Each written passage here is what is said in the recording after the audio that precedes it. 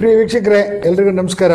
ನಾನು ನಿಮ್ಮ ಪ್ರೀತಿಯ ಮಗಲ್ಮಕ್ಕಿ ಗಣೇಶ್, ಸ್ಥಾನಿಕ ಸಂಪಾದಕ ಅವಿನ್ ಟಿವಿ. ಇವತ್ತು ಒಂದು ವಿಶೇಷ ಕಾರ್ಯಕ್ರಮ, ಮಾಮೂಲಿ ಕತೆ, 14ನೇ ಕತೆ. ಗ್ರಾಮ ಪಂಚಾಯಿತಿ ಬೆಟ್ಟಗೆರೆ. ನಮ್ಮ ಜೊತೆ ಬೆಟ್ಟಗೆರೆ ಗ್ರಾಮ ಪಂಚಾಯಿತಿ ಅಧ್ಯಕ್ಷರು ಇದ್ದಾರೆ, ಅವ್ರನ್ನೂ ಪರಿಚಯ ಮಾಡ್ಕೊಳ್ಳೋಣ. ನಾವು ಉಳಿದ ವಿಚಾರ ಎಲ್ಲ ನಾವು ಕೇಳ್ತೀವಿ, ಏನು ಗ್ರಾಮ ಪಂಚಾಯಿತಿ ಕತೆ ಅಂತೇಳಿ ಅವ್ರು ಹೇಳ್ತಾರೆ.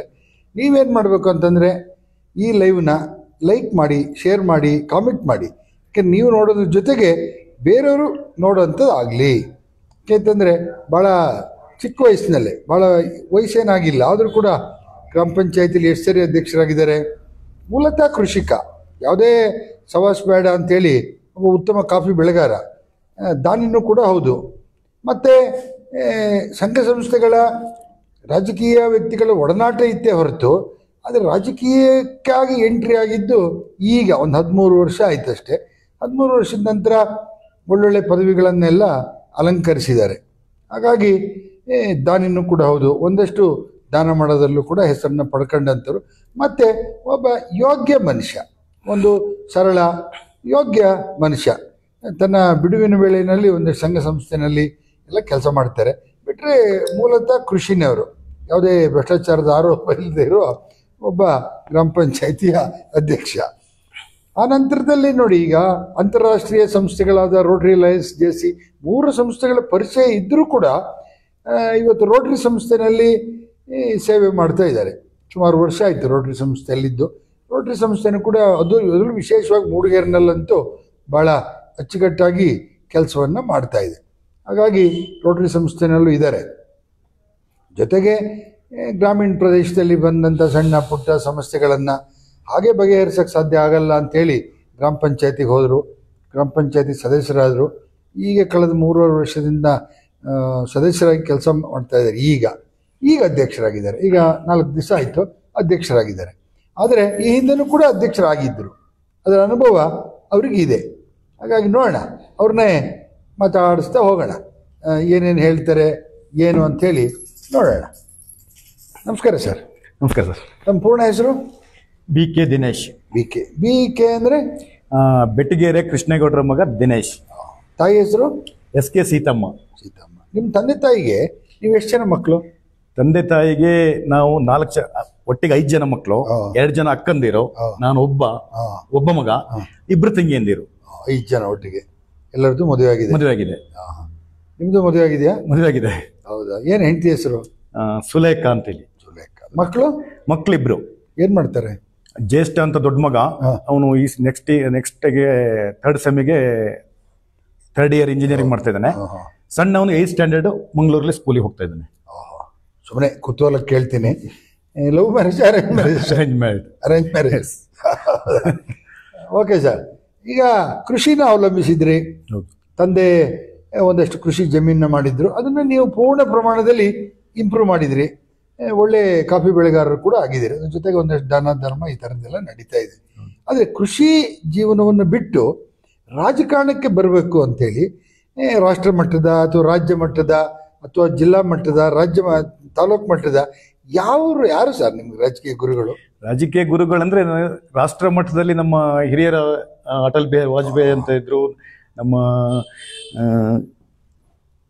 ಅವರ ಒಂದು ಪೂರ್ತ ಒಂದು ಅವರ ಜೀವನ ಹಿಸ್ಟ್ರಿ ಒಂದು ನೋಡಿ ತಾಯ್ಕೊಂಡು ನಾವು ರಾಜಕೀಯಕ್ಕೆ ಬರ್ಬೇಕಂತ. ಆಮೇಲೆ ಜಿಲ್ಲಾ ನಾಯಕರು ಸಪೋರ್ಟ್ ಮಾಡಿದ್ರು, ತಾಲೂಕು ನಾಯಕರು ಸಪೋರ್ಟ್ ಮಾಡಿದ್ರು, ಹಾಗೂ ಸ್ಥಳೀಯ ಮಟ್ಟದಲ್ಲೂ ಕೂಡ ನೀವು ರಾಜಕೀಯಕ್ಕೆ ಬರ್ಬೇಕಂತ ಹೇಳಿ ನಂಗೆ ಸಪೋರ್ಟ್ ಮಾಡಿದ್ರು. ಹಾಗಾಗಿ ನಾನು ಸಪೋರ್ಟ್ ಮಾಡಕ್ಕೆ ಬಂದೆ. ಈಗ ಮುಂಚೆ ಏನಾಗ್ತಿತ್ತು ಅಂದರೆ ಒಂದು 5 ಗಂಟೆ ಮೇಲೆ ನಿಮ್ಮ ಅಗತ್ಯ ಫೋನ್ಗಳು ಮಾತ್ರ ಬರೋದು, ನಿಮ್ಮ ಕ್ಲಬ್ಬಿಂದನೋ ಸ್ನೇಹಿತರು ಈ ಥರ. ಈಗ ಹಂಗಲ್ಲ, ಈಗ ರಾತ್ರಿ 8 ಗಂಟೆ ಮೇಲೆ ಜಾಸ್ತಿ ಫೋನ್ ಬರ್ತವೆ. ಎಲ್ಲದಕ್ಕೂ ಉತ್ತರ ಕೊಡಬೇಕಾಗತ್ತೆ, ಪ್ರವೇಶ ಇರಲ್ಲ ಮನೇಲಿ. ತಾಯಿ ಆಮೇಲೆ ಮನೆಯವರು ಇದ್ದಾರೆ, ಒಂಥರ ಹಿಂಸೆ ಆಗುತ್ತೆ. ಈ ರಾಜಕಾರಣ ಬ್ಯಾಡ್ದಿತ್ತು ಅನ್ಸಲ್ವ ಸರ್?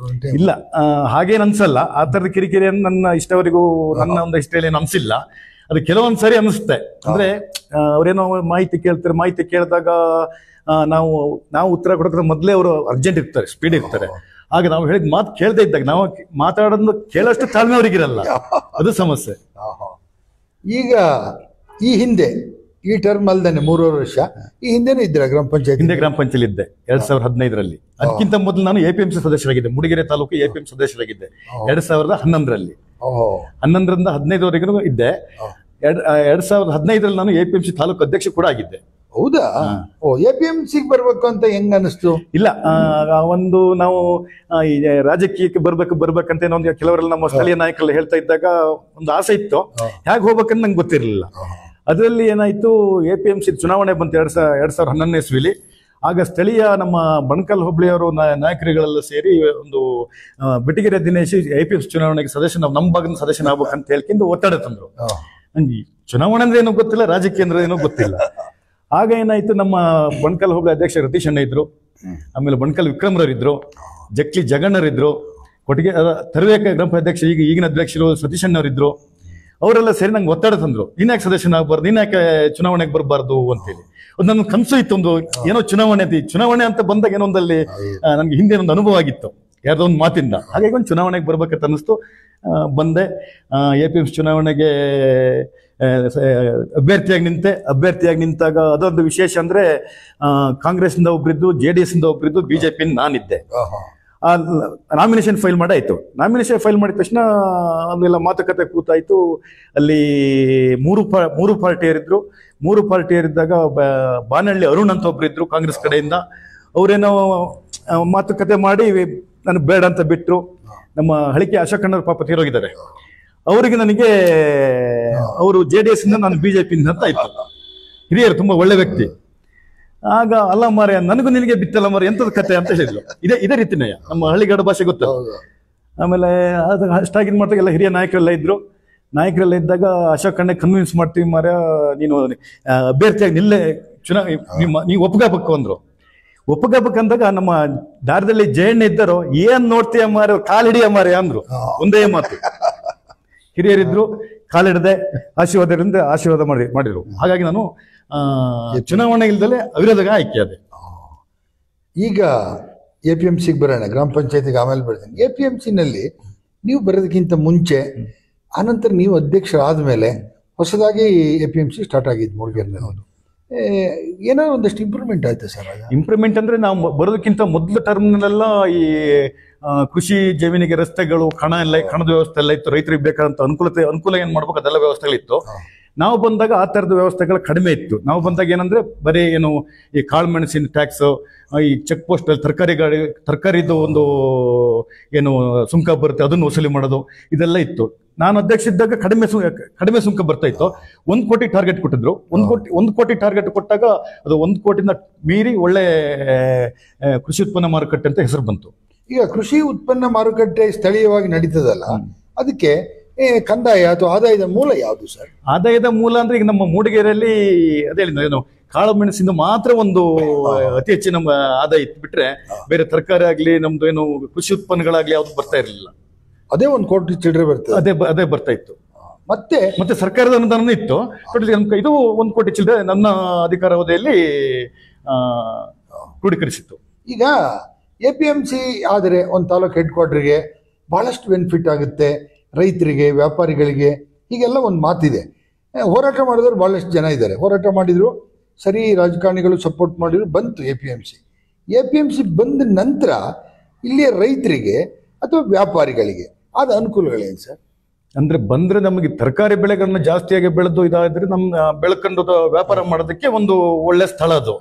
ಈಗ ಏನಾಗುತ್ತೆ ಅಂದ್ರೆ, ಈಗ ತರಕಾರಿ ಬೆಳೆ ಆದ್ರೂ ಕೂಡ ನಮ್ಮ ಈಗ ಕೆಲವು ಬಾಳೆಕಾಯಿ ಮಂಡಿಗಳಿದಾವೆ. ಈಗ ನಮ್ಮ ಪಬ್ಲಿಕ್ಸ್ ಏನ್ ಮಾಡ್ತಾರೆ, ಅಂಗಡಿಗಳಿಗೆ ಹೋಗೋದು ಜಾಸ್ತಿ. ಏನು APMC ಯಾರ್ಡ್ಗಳಿಗೆ ಬರೋದು ಕಡಿಮೆ. ಯಾಕಂದ್ರೆ ಅದು APMC ಯಾರ್ಡ್ ಮಧ್ಯದಲ್ಲಿರೋದು, ಹೋಗೊಬ್ಬರ ವ್ಯವಸ್ಥೆ ಇರಲ್ಲ. ಈ ಸ್ಥಳೀಯ ಅಂಗಡಿಗಳಲ್ಲಿ ಏನ್ ಮಾಡ್ತಾರೆ ಅಂದ್ರೆ, ಪಕ್ಕದಲ್ಲಿ ಅಂಗಡಿ ಇರುತ್ತೆ, ಡಂಪ್ ಮಾಡ್ತೀನಿ, ಅವರೇ ಬಂದು ತಗೊಂಡು ಹೋಗ್ತಾರೆ, ದಲ್ಲಾಳಿಗಳಿಲ್ಲ. ಹಾಗಾಗಿ ಒಂದು ಅನುಕೂಲ, ಒಂದು ಅನನುಕೂಲ.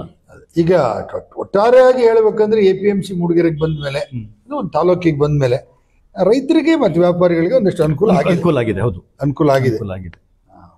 ಈಗ ಅದರ ನಂತರ ಈಗ ನೀವಾಗಲೇ BJPಯಲ್ಲಿ ಇದ್ದೀನಿ ಅಂತ ಹೇಳಿದ್ರಿ. ಓಕೆ, ಅನೇಕ ಚುನಾವಣೆಗಳನ್ನ ಎದುರಿಸಿರಿ, ನಿಮಗೆ ಇನ್ನೇನು ಗೊತ್ತಿರುತ್ತೆ. ಆ ನಂತರ ಗ್ರಾಮ ಪಂಚಾಯತಿಗೆ ಎಂಟ್ರಿ ಆಗಬೇಕು ಅಂತೇಳಿ, ಆ ಗ್ರಾಮ ಪಂಚಾಯತಿಯಿಂದ ನಿಮ್ಗೇನಾದ್ರು ಅನಾನುಕೂಲ ಆಯಿತೋ, ಅಥವಾ ಗ್ರಾಮ ಪಂಚಾಯತಿಯವರು ಸರಿಯಾಗಿ ಕೆಲಸ ಮಾಡಲ್ಲ, ಈಗ ನಾನು ಹೋದರೆ ನನಗೂ ಬೆಂಬಲಿಸ್ತೇವೆ, ನಾನು ಹೋದರೆ ಒಂದಲ್ಲ ಒಂದು ಈ ಥರದ ಬದಲಾವಣೆ ಮಾಡಬೇಕು ಅಂತ ಅನಿಸ್ತಾ ಸರ್? ಹೌದು, ಅನ್ಸಿತ್ತು ಅನ್ಸಿತ್ತು ಅನ್ಸಿತ್ತು ಅನ್ಸಿತ್ತು. ಮತ್ತೆ ನಾನು ಬಂದ ಮೇಲೆ ಅದು ನಂಗೂ ಖುಷಿ ಆಯ್ತು. ಈಗ ಎಷ್ಟು ವರ್ಷದಿಂದ ಇದ್ದೀರಿ ಗ್ರಾಮ ಪಂಚಾಯತಿ? ನಾನೀಗ 8 ವರ್ಷ ಗ್ರಾಮ ಪಂಚಾಯತ್ ಒಳಗಿದ್ದೀನಿ. 5 ವರ್ಷ ಮೊದಲ ಟರ್ಮ್ ಅಲ್ಲಿ ಇದ್ದೆ, 2015ರಿಂದ 20ವರೆಗಿದ್ದೆ. ಈಗ 20ರಿಂದ ಈಗ ಆಗ್ಲೇ ಈಗ 3 ವರ್ಷ ಮುಗೀತು. ಈಗ ಗ್ರಾಮ ಪಂಚಾಯತಿನಲ್ಲಿ ಕೆಲಸ ಮಾಡಿದರೆ ಪ್ರಾಮಾಣಿಕವಾಗಿ ಅವರಿಗೆ ರಾಜಕಾರಣದಲ್ಲಿ ಭವಿಷ್ಯ ಇದೆ ಅಂತ ಒಂದು ಕಡೆ ಹೇಳ್ತಾರೆ. ಹಾಗಾಗಿ ಸ್ವಲ್ಪ ಪ್ರಾಮಾಣಿಕತೆಗೆ ಒತ್ತು ಕೊಟ್ಟು ನೀವು ಕೆಲಸ ಮಾಡಿದಿರಿ ಅಂತ ಸಾರ್ವಜನಿಕ ವಲಯದಲ್ಲಿ ಒಂದು ಮಾತು ಬರುತ್ತೆ. ಮತ್ತೆ ಇರೋದ್ರಲ್ಲೂ ನೀವು ಒಂದಷ್ಟು ಶಿಸ್ತು ಯಾಕೆ ಬೆಳೆಸ್ಕೊಂತೀರಿ, ಒಂದು ನಿಮ್ಮಲ್ಲೂ ಇರ್ಬೋದು. ಮತ್ತು ರೋಟ್ರಿ ಅಂತ ಒಂದು ಅಂತಾರಾಷ್ಟ್ರೀಯ ಸಂಸ್ಥೆಗೆ ಸೇರಿದ ಮೇಲೆ ಒಂದು ಸಮಯ ಪ್ರಜ್ಞೆ, ಒಂದು ಶಿಸ್ತು, ಒಂದು ಮಾತಿನ ಶೈಲಿ ಎಲ್ಲದೂ ಕೂಡ ಕಲಿತೀರಿ. ಓಕೆ, ಈಗ 8.5 ವರ್ಷ ನೀವು ಗ್ರಾಮ ಪಂಚಾಯತಿನಲ್ಲಿದ್ದೀರಿ. ಮೊದಲು ಬಂದಿರಲ್ಲ, ಫಸ್ಟ್ 5 ವರ್ಷ ಗ್ರಾಮ ಪಂಚಾಯತಿಗೆ ಬಂದಿರಲ್ಲ, ಆಗ ನೀವು ಕಂಡ ಕನಸೆಲ್ಲ ನನಸಾಯ್ತಾ? ಸಾಧಾರಣವಾಗಿ ನನಸಾಯ್ತು. ನಾನು ಮೊದಲಿಂದ ಹೇಳ್ತೀನಿ, ಗ್ರಾಮ ಪಂಚಾಯತ್ ಅಧ್ಯಕ್ಷರಾದ ನಂತರ ಆ ಸಮಯದಲ್ಲಿ 2015 ಸಮಯದಲ್ಲಿ ನಮಗೆ ಅಭಿವೃದ್ಧಿ ಪೂರ್ವಕ ಅನುದಾನಗಳು ಬಂದು, ಏನು ನಮ್ಮ ಬೆಟಗೇರಿನಲ್ಲಿ ಕುಡಿಯೋ ನೀರಿನ ವ್ಯವಸ್ಥೆ ಇರಲಿಲ್ಲ. ಅದಕ್ಕೆ ಸುಮಾರು 40 ಲಕ್ಷ ರೂಪಾಯಿಗಳ ಅನುದಾನವನ್ನು ಹಿಂದಿನ 15 ಹಿಂದಿನ ಶಾಸಕರಂತ MP ಕುಮಾರಸ್ವಾಮಿ ಅವರು ಕೊಟ್ಟಿದ್ರು. ಅದನ್ನ ಕೋಗಿಲೆ ಗುಡ್ಡದಿಂದ 4.5 ಕಿಲೋಮೀಟರ್ ದೂರ ಬೆಟಗೇರಿ ತಗೊಂಡು ಬಂದು ಅದೊಂದು ವ್ಯವಸ್ಥಿತವಾದ ಈಗಲೂ ನೀರು ಬರ್ತಾ ಇದೆ. ಆ ನಂತರ ನಮ್ಮೂರಿನವರೇ ಮಾಜಿ ಮಂತ್ರಿಗಳು BB ನಿಂಗಯ್ಯನವರು MLA ಆದರು, ಶಾಸಕರಾದಾಗ 75 ಲಕ್ಷ ರೂಪಾಯಿಗಳ ಅನುದಾನವನ್ನು ಗ್ರಾಮ ವಿಕಾಸ ಅಂತ ಯೋಜನೆ ಅಡಿ ನಮಗೆ ಕೊಟ್ಟರು. ಅದು ನಮ್ಮೂರಿನಲ್ಲಿ ತುಂಬಾ ಅನುಕೂಲ ಆಯ್ತು. ಕೆಲವು ಜಮೀನುಗಳಿಗೆ ಹೋಗೋ ರಸ್ತೆ, ಕೆಲವು SC/ST ಮನೆಗಳಿಗೆ ಹೋಗೋ ರಸ್ತೆ. ಅಂದ್ರೆ ಆ 75 ಲಕ್ಷ ರಸ್ತೆಗೆ ಕೊಟ್ಟಿದ್ರು. ರಸ್ತೆಗಲ್ಲ, ಅಲ್ಲಿ ಗರಡಿ ಮನೆ ಅಂತ ಒಂದು ಬಂತು, ಸ್ತ್ರೀ ಶಕ್ತಿ ಭವನ ಬಂತು, ಸಮುದಾಯ ಭವನಕ್ಕೆ ಅಡಿಗೆ ಮನೆ ಬಂತು, ಬೀದಿ ದೀಪಗಳು ಬಂದು.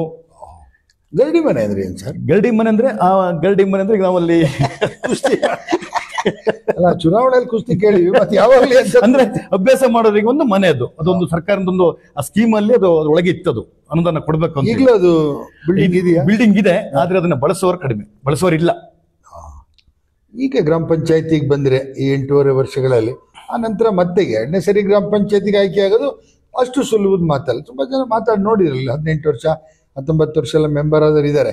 ಆದ್ರೆ ಗ್ರಾಮ ಪಂಚಾಯತಿಲಿ 2ನೇ ಸರಿ ಮೆಂಬರ್ ಆಗೋದು ಅಷ್ಟು ಸುಲಭ ಅಲ್ಲ. ಯಾಕಂದ್ರೆ MLA MP ಆದ್ರೆ ಬಿಡಿ ಹೊರಗಡೆ ಹೋಗ್ತಾರೆ ಅಂತ, ಈ ಗ್ರಾಮದವರೇ ಬೆಳಗ್ಗೆ ಇದ್ರೆ ಅವನಿಗೆ ಮುಖ ತೋರಿಸ್ಬೇಕು, ಮತ್ತು ಅವನತ್ರೇ ಓಟ್ ತಗೋಬೇಕು 5 ವರ್ಷ ಬಿಟ್ಟು. ಹಾಗಾಗಿ ಅದೊಂದು ಒಂದಷ್ಟು ಸಾಹಸದ ಕೆಲಸ. ಪ್ರಾಮಾಣಿಕತನ ಇದ್ದವರಿಗೆ ಅದು ಏನು ಅಂತ ಹೊರೆ ಅಂತ ಅನಿಸಲ್ಲ. ಓಕೆ ಸರ್, ಗ್ರಾಮ ಪಂಚಾಯತಿಗೆ ಬಂದ್ರಿ, ಈಗ ಬಂದಮೇಲೆ ಇನ್ನೇನು ಮಾಮೂಲಿ. ಈಗ ನಿಮ್ಮಲ್ಲಿ ಬಾಕ್ಸ್ ಚರಂಡಿದು ಇಡೀ ಈ ಒಟ್ಟಾರೆ ನಿಮ್ಮ ಗ್ರಾಮ ಪಂಚಾಯತಿಯ ಜನಸಂಖ್ಯೆ ಎಷ್ಟು? ಒಟ್ಟಿಗೆ 2583. ಎಷ್ಟು ಊರು ಬರುತ್ತೆ? ಒಟ್ಟಿಗೆ 5 ಗ್ರಾಮ ಬರುತ್ತೆ, 5 ಊರು ಬರುತ್ತೆ. 5 ಗ್ರಾಮ ಬರುತ್ತೆ. ಈಗ ಸಾಮಾನ್ಯವಾಗಿ ಜನ ಇವತ್ತಿನ ವ್ಯವಸ್ಥೆನಲ್ಲಿ ಒಂದಷ್ಟು ಶುಚಿತ್ವ, ಒಂದಷ್ಟು ನೀಟ್ನೆಸ್ಸಿಗೆ ಏನು ಈ ಬಾಕ್ಸ್ ಚರಂಡಿಗಳನ್ನ ಕೇಳ್ತಾರೆ. ನಿಮ್ಮ ಗ್ರಾಮ ಪಂಚಾಯತಿ ವ್ಯಾಪ್ತಿನಲ್ಲಿ ಬಾಕ್ಸ್ ಚರಂಡಿ ಕೊರತೆ ಇಲ್ವಾ? ಬಾಕ್ಸ್ ಚರಂಡಿ ಕೊರತೆ ಎಲ್ಲ ಉಂಟು, ಅದ್ರ ಅನುದಾನನೂ ಇದೆ. ಅದು ಹೆಚ್ಚಾಗಿ ಬರುವುದು NREG ಇಂದ ಬರ್ತಾ ಇರೋದು. NREG ಇಂದ ಬರೋ ಕಾರಣ ಸ್ವಲ್ಪ ಕೆಲವರೆಲ್ಲ ಸ್ವಲ್ಪ ಹಿಂಜರಿತಾರೆ, ಕೆಲವರು ಮಾಡ್ತಾರೆ. ಪೂರಾ ಆಗಿಲ್ಲ, ಮೇಜರ್ ಕೆಲಸಗಳು ಆಗಿದೆ. ಅದು ಯಾಕೆ NREG ದುಡ್ಡು ಲೇಟ್ ಅಂತ? ಇಲ್ಲ, ಲೇಟ್ ಅಂತಲ್ಲ, ಲೇಟ್ ಬರುತ್ತೆ. ಅದು ಏನೋ ವೈಯಕ್ತಿಕ ಕಾಮಗಾರಿಗಳು ಈ ಏನೋ 15ನೇ ಹಣಕಾಸು ಏನೋ ಬಂತು ಅಂದ್ರೆ ಅದಕ್ಕೆ ಅವರು ಸುಲಭವಾಗಿ ಬಿಲ್ ಆಗುತ್ತೆ ಅಂತ ಇದು ಮಾಡ್ತಾರೆ. ಇಲ್ಲ, ಆಗ್ತಾ ಹೆಚ್ಚು ಕಡಿಮೆ ಆಗ್ತಾ ಇದೆ. ನಮ್ಗೆ 24-25 ಯೋಜನೆಗೆ 90 ಲಕ್ಷ ರೂಪಾಯಿ ಅನುದಾನ ಇದಾಗಲೇ. ಈಗ ಪ್ರೆಸೆಂಟ್ ನಿಮಗೆ ಒಂದು ವರ್ಷಕ್ಕೆ 15ನೇ ಹಣಕಾಸಲ್ಲಿ ಎಷ್ಟು ಹಣ ಬರುತ್ತೆ? 16,28,000 ಬಂದಿದೆ. ಈಗ ಒಂದು ಬಾಕ್ಸ್ ಚರಂಡಿ ಅಲ್ಲದೇ ಈಗ ನಿಮ್ಮಲ್ಲಿ ಕೂಡ ಸರ್ಕಾರಿ ಬಸ್ ತಿರುಗ್ತಕ್ಕಂಥ ಒಂದು ರಸ್ತೆ, ಅದು ಅಲ್ಲಿ ಎರಡೂ ಕಡೆ ರಸ್ತೆನ ಬಾಕ್ಸ್ ಚರಂಡಿ ಅಲ್ಲದೇ ಅದನ್ನ ಕೊಚ್ಚೋದು, ಕ್ಲೀನ್ ಮಾಡಿಸೋದು, ಈ ಮಳೆಗಾಲದಲ್ಲಿ ಮೇ ಅಥವಾ ಜೂನಲ್ಲಿ ನೀವೇ ಪಂಚಾಯತಿ ವತಿಯಿಂದ ಅಥವಾ ತೋಟದವರಿಗೆ ಮನೆಯವರಿಗೆ ಹೇಳಿ ಆ ಥರದ್ದೇನೋ ಕ್ಲೀನ್ ಮಾಡಿಸ್ತೀರಾ ಸರ್? ಇಲ್ಲ, ನಮ್ಮಲ್ಲಿ ಹೆಚ್ಚಾಗಿ ಅಂತ ಇದಾಗೋದೇನು ಕಸ ಕಟ್ಟಿರೋದು ಕಡಿಮೆ. ಎಲ್ಲಿ ಬೆಟಗೇರಿ ಒಂದು ಊರೊಳಗೆ ಒಂದು ಸ್ವಲ್ಪ ಕಸ ಕಟ್ಟಿರೋದು ಇನ್ನು ಒಂದ್ಸರಿ ತೆಗೆದು ಮತ್ತೆ ಇದಾಗಿದೆ. ಇನ್ನು ಹೆಚ್ಚಿನವರೆಲ್ಲ ನಮ್ದು ರಸ್ತೆ ಭಾಗದ ರೋಡ್ ಸೈಡ್ ತೋಟಗಳಿರೋದ್ರಿಂದ ಹೆಚ್ಚಿನವರ ರಸ್ತೆ ಎಲ್ಲ ಕ್ಲೀನ್ ಮಾಡ್ತಾರೆ. ನಿಮ್ ಚರಂಡಿದೇನು ಸಮಸ್ಯೆ ಇಲ್ಲ. ಓಕೆ ಸರ್, ಈಗ ರಸ್ತೆಗೆ ಬರೋಣ. ರಸ್ತೆಗೆ ಬಂದರೆ ಅಷ್ಟು ನಿಮ್ಮ ಗ್ರಾಮ ಪಂಚಾಯತಿ ವ್ಯಾಪ್ತಿನಲ್ಲಿ ಎಲ್ಲ ಕೂಡ ರಸ್ತೆದು ಕೊರತೆ ಇಲ್ವಾ? ಕೊರತೆ ಇದೆ. ಅದು ನಮಗೆ ಮುಖ್ಯವಾಗಿ ಈಗ ನಮ್ಮ ಬೆಟಗೆರೆ ಗುಡ್ಡದ ಮನೆ ಅಂತ ಒಂದು ರಸ್ತೆ ಇದೆ. ಗುಡ್ಡದ ಮನೆಗೆ ಹೋಗೋ ಒಂದು 7-10 ಮನೆಗಳಿದಾವೆ. ಅದು ಈಗ ನನಗೆ ಗೊತ್ತಿರುವಾಗೆ ನಾನು 8 ವರ್ಷಗಳಿಂದ ಏನು ಮಾಡ್ಲಿಕ್ಕೆ ಆಗ್ಲಿಲ್ಲ. ಕಾರಣ ಏನಂದ್ರೆ ಬೇರೆ ಅನುದಾನಗಳು ಇಲ್ಲ. ಈಗ ನಾವು ಗ್ರಾಮ ವಿಕಾಸ ಅಂತ ಹೇಳಿದ್ರೆ ಅದರಲ್ಲಿ ಒಂದು 90 ಮೀಟರ್ ಒಂದು ರಸ್ತೆ ಮಾಡುದು, ಅದು ಬಿಟ್ಟರೆ ಮತ್ತೆ ಅಲ್ಲಿ ಅವರಿಗೆ ಆ ರಸ್ತೆಗಳು ಕೊಡ್ಲಿಕ್ಕೆ ಆಗಲಿಲ್ಲ. ಅಲ್ಲಿ ನೀರಿನ ಸಮಸ್ಯೆ ಇದೆ. ನೀರಿನ ಸಮಸ್ಯೆನೂ ಹಾಗೆ. ಅದಕ್ಕೂ ಹಾಗೇನೆ ನಾವು ಜಿಲ್ಲಾ ಪಂಚಾಯತ್ ತಾಲೂಕ್ ಪಂಚಾಯತ್ ಇದ್ದಾಗಲೂ ಒಂದು ಕೋಳೂರಿಗೆ ಒಂದು 4 ಲಕ್ಷ ರೂಪಾಯಿ ಚಿಕ್ಕದ ಒಂದು ಬಾವಿ ಮಾಡ್ಕೊಂಡು 8-10 ಮನೆಗೆ ಒಳ್ಳೆ ವಾಟರ್ ಸಪ್ಲೈ ಮಾಡಿದ್ದೀವಿ. ಆ ಥರದ ಯೋಜನೆ ಹಾಕಿದ್ದು ಅಷ್ಟೇ ಜಿಲ್ಲಾ ಪಂಚಾಯತ್ ತಾಲೂಕ್ ಪಂಚಾಯತ್ ಇಲ್ದಾಗ ಆಯ್ತು. ಬೇರೆ ಅನುದಾನ ನಮಗೆ ಬಂದಿಲ್ಲ. ಈಗ ನೀವು ಬಿಜೆಪಿ ಪಕ್ಷದಲ್ಲಿ ಗುರುಸಿಕೊಂಡಿರೋದ್ರಿಂದ ಗ್ರಾಮ ಪಂಚಾಯತಿಗೆ ಏನಾದ್ರು ಬರಲ್ಲ, ಆದರೂ ಚುನಾವಣೆ ಸಂದರ್ಭದಲ್ಲಿ ಇರುತ್ತೆ ಬಿಡಿ ಪಕ್ಷ ಅಂತ. ಅದು ಈಗ ಇರುವ ಶಾಸಕರು ನೀವು ಬಿಜೆಪಿ ಅಂತೇಳಿ ಅಥವಾ ಬೇರೆ ಕಾರಣಗಳಿಗಾಗಿ ಏನಾದ್ರು ಅನುದಾನ ತಡೆ ಹಿಡಿದಾರ? ಇಲ್ಲ, ನಾವು ಕೇಳಿದ್ರೆ ಅವರು ಕೊಟ್ಟಿದ್ದಾರೆ. ಕೊಡ್ತೀವಿ ಅಂತ ಅನುದಾನಕ್ಕೆ ಒಂದು ಪ್ರಾಮಿಸ್ ಮಾಡಿದ್ದಾರೆ. ಈಗ ಮತ್ತೆ ಮುಂದಿನ ದಿನಗಳಲ್ಲಿ ಅವರಲ್ಲಿ ಹೋಗ್ಬೇಕಂತ ಮಾತಾಡಿದ್ದೀವಿ. ಏನಾಗುತ್ತೆ ಅಂದ್ರೆ ಗ್ರಾಮ ಪಂಚಾಯತಿನಲ್ಲಿ ಒಗ್ಗಟ್ಟಿಂದ ಹೋದ್ರೆ ಅಲ್ಲಿ ಕಾಂಗ್ರೆಸ್ ಇರುತ್ತೆ, ದಳನ ಇರುತ್ತೆ, ಬಿಜೆಪಿನ ಇರುತ್ತೆ. ಅವ್ರು ಏನು ಮಾತಾಡಕ್ಕಾಗಲ್ಲ. ನೀವು ಒಬ್ಬೊಬ್ರು ಯಾವ್ದ್ರು ಬಿಜೆಪಿ ಅನ್ನೋದವ್ರು. ಆದ್ರೂ ಇರೋ ವಿಚಾರ ಮತ್ತೆ ಇನ್ನೊಂದು ಏನಾಗಿದೆ ಅಂದ್ರೆ ನಾವು ಪ್ರಾಥಮಿಕ ಹಂತದಲ್ಲಿ ನಾವು ಹೇಳಿದ ಪಕ್ಷದೊಳಗೆ ಇದ್ದು ಈ ಮೊನ್ನೆ MLA ಚುನಾವಣೆ ಸ್ವಲ್ಪ ಗೊಂದಲಮಯ ಮಾತಾಡಿ ನಾವು ತಟಸ್ಥಾಗಿ ಸುಮ್ಮನೆ ಇದೀವಿ. ಈಗ ಏನಂತಾರೆ ನಮ್ಮನ್ನು JDS ಅಂತಾರೆ, ಅದೊಂದುಂಟು. ಏನಾದ್ರು ಅನ್ಲಿ, ಆದ್ರೆ ಗ್ರಾಮದ ಅಭಿವೃದ್ಧಿ ಕೆಲಸ ಮಾಡ್ತಕ್ಕಂಥ ಪ್ರಾಮಾಣಿಕರಿಗೆ ಇಲ್ಲ, ಯಾವುದೇ ಪಕ್ಷ ಇದ್ರು ನಮ್ಗೆ ಗೌರವ 100ಕ್ಕೆ 100 ಕೊಟ್ಟಿದೆ. ಅದ್ರ ಬಗ್ಗೆ ನಾವು ಸುಮ್ಮನೆ ಮಾತಾಡ್ದಲ್ಲ, ಗೌರವ ಕೊಟ್ಟಿದೆ. ನನ್ನ ಬಗ್ಗೆ ವಿಶ್ವಾಸ ಇದೆ, ನನ್ನ ಬಗ್ಗೆ ಗೌರವವಿದೆ, ಪಕ್ಷನೂ ಗೌರವನೂ ಕೊಟ್ಟಿದೆ. ಏನೋ ಸಣ್ಣ ಅಸಮಾಧಾನಗಳಿಂದ ಸ್ವಲ್ಪ ದೂರ ಆಗಿದ್ದಷ್ಟೇ. ಅದು ಇರುತ್ತೆ ಬಿಡಿ, ಊರಿದ್ದಲ್ಲಿ ಹೊಲಸಿರುತ್ತೆ ಅಂತಾರೆ, ಹಂಗಾಗಿ ಏನು ಮಾಡೋಕ್ಕಾಗಲ್ಲ. ಅದು ಇರುತ್ತೆ, ಏನು ಬಿಟ್ರೆ ಇನ್ನು ನಿಮ್ಮ ಎಲೆಕ್ಟ್ರಿಫಿಕೇಶನ್ ಎಷ್ಟು ಮೋಟರ್ ಇದಾವೆ ಸರ್? ಮೋಟರ್ ಒಟ್ಟು ನಮ್ಮ 13 ಮೋಟರ್ ಇದಾವೆ. ಅಂದ್ರೆ ಈಗ ಇಡೀ ಗ್ರಾಮ ಪಂಚಾಯತಿ ಒಂದು ನ್ಯಾಚುರಲ್ ವಾಟರ್ ಇದೆ. ಈಗ ಇಡೀ ಗ್ರಾಮ ಪಂಚಾಯತಿ ವ್ಯಾಪ್ತಿನಲ್ಲಿ ಕುಡಿಯೋ ನೀರಿನ ಸಮಸ್ಯೆ ಎಲ್ಲೂ ಇಲ್ಲ. ಸಮಸ್ಯೆ ಅಲ್ಲಲ್ಲಿ ಬೇಸಿಗೆಯಲ್ಲಿ ಕಾಣ್ತದೆ, ಈಗ ಸದ್ಯಕ್ಕಿಲ್ಲ. ಒಂದು JJM ಅಂತೇಳಿ ಒಂದು ಜಲ್ ಜೀವನ್ ಮಿಷನ್ ಇಂದ ಎಲ್ಲ ಕಡೆ ಬಾವಿ ಆಗ್ತಾ ಇದೆ, ಪೈಪ್ಲೈನ್ ಆಗ್ತಾ ಇದೆ. ನಮ್ಮ ಬೆಟಗೆರೆಯಲ್ಲಿ ಒಂದು ಈಗ ನೆನೆಗುದಿಗೆ ಇದೆ. ನಿಮ್ಮ ಒಂದು ವಾಹಿನಿ ಮುಖಾಂತರ ಅದೊಂದು ನಮ್ಮ ಜಿಲ್ಲಾ ಪಂಚಾಯತ್ ಆಗಲಿ ಸರ್ಕಾರಕ್ಕೊಂದು ನಾನು ಅದನ್ನ ವಾಹಿನಿ ಮುಖಾಂತರ ಹೇಳ್ತಾ ಇದ್ದೀನಿ. ಅದ್ಯಾರು ಕಾಂಟ್ರಾಕ್ಟರ್ ಒಬ್ರು ಆದಮ್ ಅಂತ ಹೇಳಿ ಕಾಂಟ್ರಾಕ್ಟ್ ವಹಿಸ್ಕೊಂಡು 1 ವರ್ಷ ಆಯ್ತು. ಟ್ಯಾಂಕ್ ಮಾಡಿದ್ರೆ ಟ್ಯಾಂಕ್ ಸರಿ ಇಲ್ಲ. ಬೆಟಗೆರೆ ಒಂದು ಟ್ಯಾಂಕ್ ಮಾಡಿದ್ರೆ ಅದಕ್ಕೆ ವಾಟರ್ ಸಪ್ಲೈ ಕನೆಕ್ಷನ್ ಕೊಟ್ಟಿಲ್ಲ. ನಮ್ಮ AWL ಅಥವಾ ನೀರಾವರಿಗೆ ಸಂಬಂಧಪಟ್ಟ ಅಧಿಕಾರಿಗಳು ಕೂಡ ಸ್ಪಂದಿಸ್ತಿಲ್ಲ. ಹಾಗಾಗಿ ಅದನ್ನು ನಾನು ಈ ವಾಹಿನಿ ಮುಖಾಂತರ ಎಲ್ಲ ಕಡೆನೂ ಗೊತ್ತಾಗ್ಲಿ ಅಂತೇಳಿ ನಿಮ್ಮ ಮುಂದೆ ಹೇಳ್ತಾ ಇದ್ದೀನಿ. ನೋಡಿ, ಗುತ್ತಿಗೆದಾರರು ಆದಮ್ ಅವರೇ, ಈಗಲೇ ಈಗ ನೋಡ್ತಾ ಇದ್ರೆ ನಿಮಗೆ ವಿಚಾರ ಗೊತ್ತಾದ್ರೆ ಕೂಡಲೇ ಅದನ್ನ ಸರ್ ಮಾಡಿ. ಹಣ ಬಂದಿಲ್ಲ ಅಂತ ಕೆಲಸ ಯಾಕೆ ಮಾಡಿದಿರಿ? ಈಗ ತುಂಬ ಗುತ್ತಿಗೆದಾರರದ್ದು ಇದೇನೆ, ಅಷ್ಟಕ್ಕೆ ಹಣ ಬಂದಿದ್ದು ಅಷ್ಟು ಮಾಡಿವಿ, ಮುಂದಕ್ಕೆ ಬಂದಿಲ್ಲ ಅಂತ. ಹಂಗಿಲ್ಲ, ವರ್ಕ್ ಆರ್ಡರ್ ಇಲ್ದೇ ಯಾಕೆ ಕೆಲಸ ಮಾಡಿದಿರಿ? ನಿಮಗೂ ಒಂದಷ್ಟು ಕಾಮನ್ ಸೆನ್ಸ್ ಇರ್ಬೇಕು ತಾನೆ. ಒಂದು ಮನೆಯದಲ್ಲ, ನಿಮ್ಮ ಮನೆ ಇದಲ್ಲ, ಒಂದು ಮನೆ ದಿನೇಶನ ಮನೆಗೆ ನೀರಲ್ಲ, ಒಂದು ಊರಿಗೆ ಒಂದಷ್ಟು ಸಮಸ್ಯೆಗಳನ್ನ ಕೇಳ್ತಿರೋ ಜನಗಳಿಗೆ ಅದು. ಹಾಗಾಗಿ ನೀವು ಅಂಥ ಕೆಲಸಗಳನ್ನು ದಯವಿಟ್ಟು ಒಂದು ಆಗುತ್ತೆ ಅಂತೇಳಿ ಇಲ್ಲದ್ರೆ ಕೈ ಬಿಡಿ. ಇದ್ರ ಬೇರೆ ಹತ್ರನಾರು ಮಾಡಿಸ್ತಾರೆ. ಸುಮ್ಮನೆ ನೀವು ಕೆಲಸ ಮಾಡ್ತೀವಿ ಅಂತೇಳಿ ನೆನೆಗುದಿಗೆ ಬಿದ್ದರೆ ಅವ್ರದ್ದು ಟರ್ಮ್ ಮುಗಿದೋಗುತ್ತೆ. ಮತ್ತು ನಾಳೆ ಕೆಟ್ಟ ಹೆಸರು ಕೇಳೋದು ಅವರು. ಗುತ್ತಿಗೆದಾರ ಸರಿ ಇಲ್ಲ ಅಂತ ಹೇಳಲ್ಲ, ಜನಪ್ರತಿನಿಧಿ ಸರಿ ಇಲ್ಲ ಅಂತ ಹೇಳ್ತಾರೆ. ನಾಳೆ MLAಗೋ ಇನ್ನೊಬ್ರಿಗೆ ದೂರು ಕೊಡ್ತಾರೆ. ಹಾಗಾಗಿ ಅದು ಪಕ್ಷ ಏನೆಲ್ಲ ಆಮೇಲೆ ಬರುತ್ತೆ, ಅದು ಊರು ಈ ಥರ ಎಲ್ಲ ಬರುತ್ತೆ. ಹಾಗಾಗಿ ದಯವಿಟ್ಟು ಆದಮ್ ಅವರೇ, ನೀವು ಆದಷ್ಟು ಬೇಗ ಆ ಕೆಲಸವನ್ನು ಮಾಡಿ. ಇಲ್ಲ ಅಂದರೆ JJM ಅಂತಕ್ಕಂಥ ಒಂದು ಒಳ್ಳೆ ಯೋಜನೆಗೆ ನೀವೇ ಕೊಳ್ಳಿ ಇಟ್ಟಂಗೆ ಆಗುತ್ತೆ. ಅದು ನಿಮ್ಮಂಥ ಗುತ್ತಿಗೆದಾರರಿಂದನೇ ಈ ಥರ ಅನ್ಯಾಯಗಳಾಗಂಥದ್ದು. ಅದನ್ನು ಅಧ್ಯಕ್ಷರು ನೇರವಾಗಿ ಹೇಳಿದರು. ಯಾವ ಅಧ್ಯಕ್ಷರು ಇದುವರೆಗೂ ಹೇಳಿರಲಿಲ್ಲ ನೋಡಿ. ಓಕೆ ಸರ್, ಇನ್ನೂ ಮುಂದುವರೆದು ಈಗ ವಸತಿ ಎಲ್ಲಿ ಇಡೀ ಇಂಡಿಯಾದಲ್ಲಿದೆ, ಅದು ಬೇರೆ ವಿಚಾರ. ಆದರೆ ಕರ್ನಾಟಕಕ್ಕೆ ತಗೊಂಡ್ರೆ, ನಮ್ಮ ಬೆಟಗೆರೆ ಗ್ರಾಮ ಪಂಚಾಯತಿಗೆ ತಗೊಂಡ್ರೆ, ನಿಮ್ಮ ಟೇಬಲ್ ಮೇಲೆ ಎಷ್ಟು ನಿವೇಶನ ಬೇಕು ಅಂತ ಅರ್ಜಿ ಇದ್ದಾವೆ? ಈಗಿನ ಪರಿಸ್ಥಿತಿಯಲ್ಲಿ ಒಂದು 150ಕ್ಕೂ ಹೆಚ್ಚು ಅರ್ಜಿಗಳಿದೆ. ಒಂದು 95 ಅರ್ಜಿಗಳು ವಿಲೇವಾರಿ ಮಾಡಿ ನಾವು ಅದಕ್ಕೆ ಒಂದು ಸೈಟ್ ಅಂತ ಹೇಳಿ ಮಾಜಿ ಸಚಿವರಾದ BB ನಿಂಗಯ್ಯನವರು ಶಾಸಕರಾಗಿದ್ದಾಗ ಅಳಿಕೆ ಸರ್ವೆ ನಂಬರ್ ಒಂದು ಹೊರಟಿಯಲ್ಲಿ 5 ಎಕರೆ ಜಾಗ ಸ್ಯಾಂಕ್ಷನ್ ಮಾಡ್ರೆ. ಅದಕ್ಕೆ 95 ಜನಗಳಿಗೆ ಅದನ್ನ ನಾವು ಫಿಕ್ಸ್ ಮಾಡಿ ಇಟ್ಟಿದ್ವಿ. ಅದನ್ನ ಹೇಗಂದ್ರೆ ನಾವು ಸೈಟ್ ಒಳಗೆ ಇರ್ತೇವೆ, ಹೊರಗೆ ಇರ್ತೇವೆ. ಹಾಗಾಗಿ ಲಾಟ್ರಿ ಮುಖಾಂತರ ಅದನ್ನ ಅವರಿಗೆ ಫಿಕ್ಸ್ ಮಾಡಿ 1 ತಿಂಗಳಲ್ಲಿ ಅದನ್ನ ಜಾರಿ ಮಾಡ್ಬೇಕಂತೇಳಿ ನಾವು ಒಂದು ಪ್ಲಾನ್ ಮಾಡ್ಕೊಂಡಿದ್ದೇವೆ. Okay sir, very good. ನೀವು 95 ಸೈಟ್ನ 1 ತಿಂಗಳಲ್ಲಿ ಕೊಡ್ತೀರಿ ಅಂದ್ರೆ ನಿಜವಾಗ್ಲೂ ಬಹಳ ಆಶಾದಾಯಕವಾಗಿದ್ದಾರೆ. ಯಾಕೆಂದ್ರೆ ನಿಮ್ಗೆ ಪ್ರೋಸೆಸ್ ಆಗಿದೆ. ಈಗ ನೋಡಿ, ಒಂದು ಮಾಜಿ ಸಚಿವರ ಊರು, 3 ಸರಿ MLA ಆದಂಥ ಸಚಿವರಾದಂಥ ಊರಲ್ಲಿ ಈ ಥರ ಸಮಸ್ಯೆಗಳು ಬರಲೇಬಾರ್ದು. ರಸ್ತೆ ಅಂತೂ ಇತ್ತೀಚೆಗೆಲ್ಲ ಆಗಿದೆ. ಹಾಗಾಗಿ ನೀವು ಈಗ MLA ಅವ್ರನ್ನೇ ಕೇಳಬೇಕು ಅಂತ ಏನಿಲ್ಲ, ಅವರು ಆಡಳಿತ ಪಕ್ಷದಲ್ಲೇ ಇರೋದ್ರಿಂದ ನೀವು ಅವ್ರನ್ನೂ ಒಂದಷ್ಟು ಗಮನದಲ್ಲಿ ಇಟ್ಕೊಂಡು ಊರಿನ ಅಭಿವೃದ್ಧಿಗೆ ಒಂದಷ್ಟು, ಈಗ ಅವರ ತಂದೆ ತಾಯಿ ಹೆಸರಿನಲ್ಲಿ ಸ್ಕೂಲ್ ಇದೆ, ಹಾಗಾಗಿ ನೋಡಿ ಯೋಚನೆ ಮಾಡಿ. ಓಕೆ ಸರ್, ಹಾಗಾದರೆ ಈಗ ಒಂದು ವಸತಿದು ಒಂದು ಪ್ರಾಬ್ಲಮ್ ಸಾಲ್ವ್ ಆಗುತ್ತೆ. ಈಗ ಅದು 95 ಸೈಟ್ ಆಗುತ್ತೆ ಸರ್. 95 ಈ ಉಳಿದದ್ದಕ್ಕೆ ನಾವು ಬೆಟಗೇರಿ 85 ಸರ್ವೆ ನಂಬರ್ಲಿ ಒಂದು 5 ಎಕರೆ ಜಾಗ ಕೇಳಿದ್ವಿ. ಅದು ಹಿಂದೆ ನಾನು ಅಧ್ಯಕ್ಷ ಇದ್ದಾಗಲೇ ಅದು ಒಂದು ಅಹವಾಲು ಇಟ್ಟದ್ದು. ಅದು ಇಷ್ಟವರೆಗೆ ಯಾವುದೇ ಸರ್ಕಾರ ಬಂದ್ರು ಕೂಡ ಅದನ್ನ ಇಷ್ಟವರೆಗೆ ಗಮನ ಹರಿಸಲಿಲ್ಲ. ಅದು ಯಾರು ಸರ್? ಅದು MLA ಕಾರಣನ ಅಥವಾ ಅಧಿಕಾರಿಗಳು? ಇಲ್ಲ, ಅಧಿಕಾರಿಗಳು ಅವ್ರ ಗಮನಕ್ಕೆ ತರಬೇಕು. ನಾವೇನ್ ಮಾಡ್ತೀವಿ ಅಂದ್ರೆ ಯಾವುದೇ ಅರ್ಜಿ ಬಂದ್ರು ಕೂಡ ನಿವೇಶನಕ್ಕೆ ಸಂಬಂಧಪಟ್ಟ ಬಂದ ತಕ್ಷಣ ನಾವು ತಾಲೂಕು ಆಡಳಿತಕ್ಕೆ ಕಳಿಸ್ಬಿಡ್ತೀವಿ. ಅವ್ರು ಅದನ್ನ ಸರಿಪಡಿಸಲ್ಲ. ತಾಲೂಕು ಆಡಳಿತ ಸರಿಪಡಿಸಲ್ಲ. ನೋಡಿ, ಅದು ಯಾರು ಸಂಬಂಧಪಟ್ಟ ಅಧಿಕಾರಿಗಳು? ಆ MLA ಅಷ್ಟು ಈಗ ನೋಡಿದಿಲ್ಲ, 30-40 ಬಡ್ಕೊಂತಾರೆ ಬಂದು, ನೀವು ಅಲ್ಲಿ ಜಾಗಿಲ್ಲ ಇಲ್ಲಿ ಜಾಗಿಲ್ಲ ಅಂತ ಹಿಂಗೆಲ್ಲ ಹೇಳಿ ಹಚ್ಚಾಕಿ ಒಟ್ರಾಸಿ ಜಾಗ ಸರ್ವೆ ಬೇರೆ ಯಾರಿಗೆ ಬೇಕಾದ್ರೂ ಮಾಡಿಕೊಡ್ತೀರಿ. ಅವನು ಅರ್ಜಿನ ಕೊಡದೇ ಇದ್ರು ಕೂಡ ಅವ್ನು 53 ಅಲ್ಲಿ ಇಲ್ಲಿ ಶಾಂಕ್ಷನ್ ಮಾಡಿಕೊಡ್ತೀರಿ. ಅದು ನಿಜವಾಗಿ ಒಬ್ಬ ನಿವೇಶನ 30-40 40-60 ಅವನೇನು ಬೇರೆ ಏನು ಕೇಳ್ತಾ ಇದ್ದಾನೆ? 10 ಎಕರೆ ಜಾಗ ಕೇಳ್ತಾ ಇಲ್ಲ ಇವತ್ತು. ಹಾಗಾಗಿ ಇವತ್ತಿನ ಯಂಗ್ಸ್ಟರ್ಸ್ಗೆ ಒಂದು ಬದುಕೋದಕ್ಕೆ, ಒಂದು ಇರೋದಕ್ಕೆ ಒಂದು ಮನೆ, ಸರ್ಕಾರ ಮನೆ ಕೊಡುತ್ತೆ, ಮತ್ತು ಬೇರೆ ಕಟ್ಕೊಂತಾರೆ, ಏನೋ ಮಾಡ್ತಾರೆ. ಒಂದಷ್ಟು ಅಧಿಕಾರಿಗಳೇ ನೀವು ಒಂದಷ್ಟು ಗಮನ ಇರಬೇಕು. ಇಲ್ಲಾಂದ್ರೆ ನೀವು ಗ್ರಾಮ ಪಂಚಾಯತಿ ಅಧ್ಯಕ್ಷರನ್ನ, ಜನಪ್ರತಿನಿಧಿಗಳನ್ನ, PDO ಇವ್ರನ್ನ ಬಯಸೋದಕ್ಕೆ ಕೆಲಸನೇ ನೀವು ಮಾಡ್ತೀರಿ. Okay sir. ಹಾಗೆಯೇ ಈಗ ನಿಮ್ಮ ಗ್ರಾಮ ಪಂಚಾಯತಿ ಅಂದ ತಕ್ಷಣ ಸುಮಾರು 4-5 ಜನ ನೌಕರರು ಇರ್ತಾರೆ. ವಾಟರ್ ಮ್ಯಾನ್ ಎಷ್ಟು ಜನ ಇದ್ದಾರೆ ಪರ್ಮನೆಂಟ್ ಯಾರು ಇಲ್ಲ.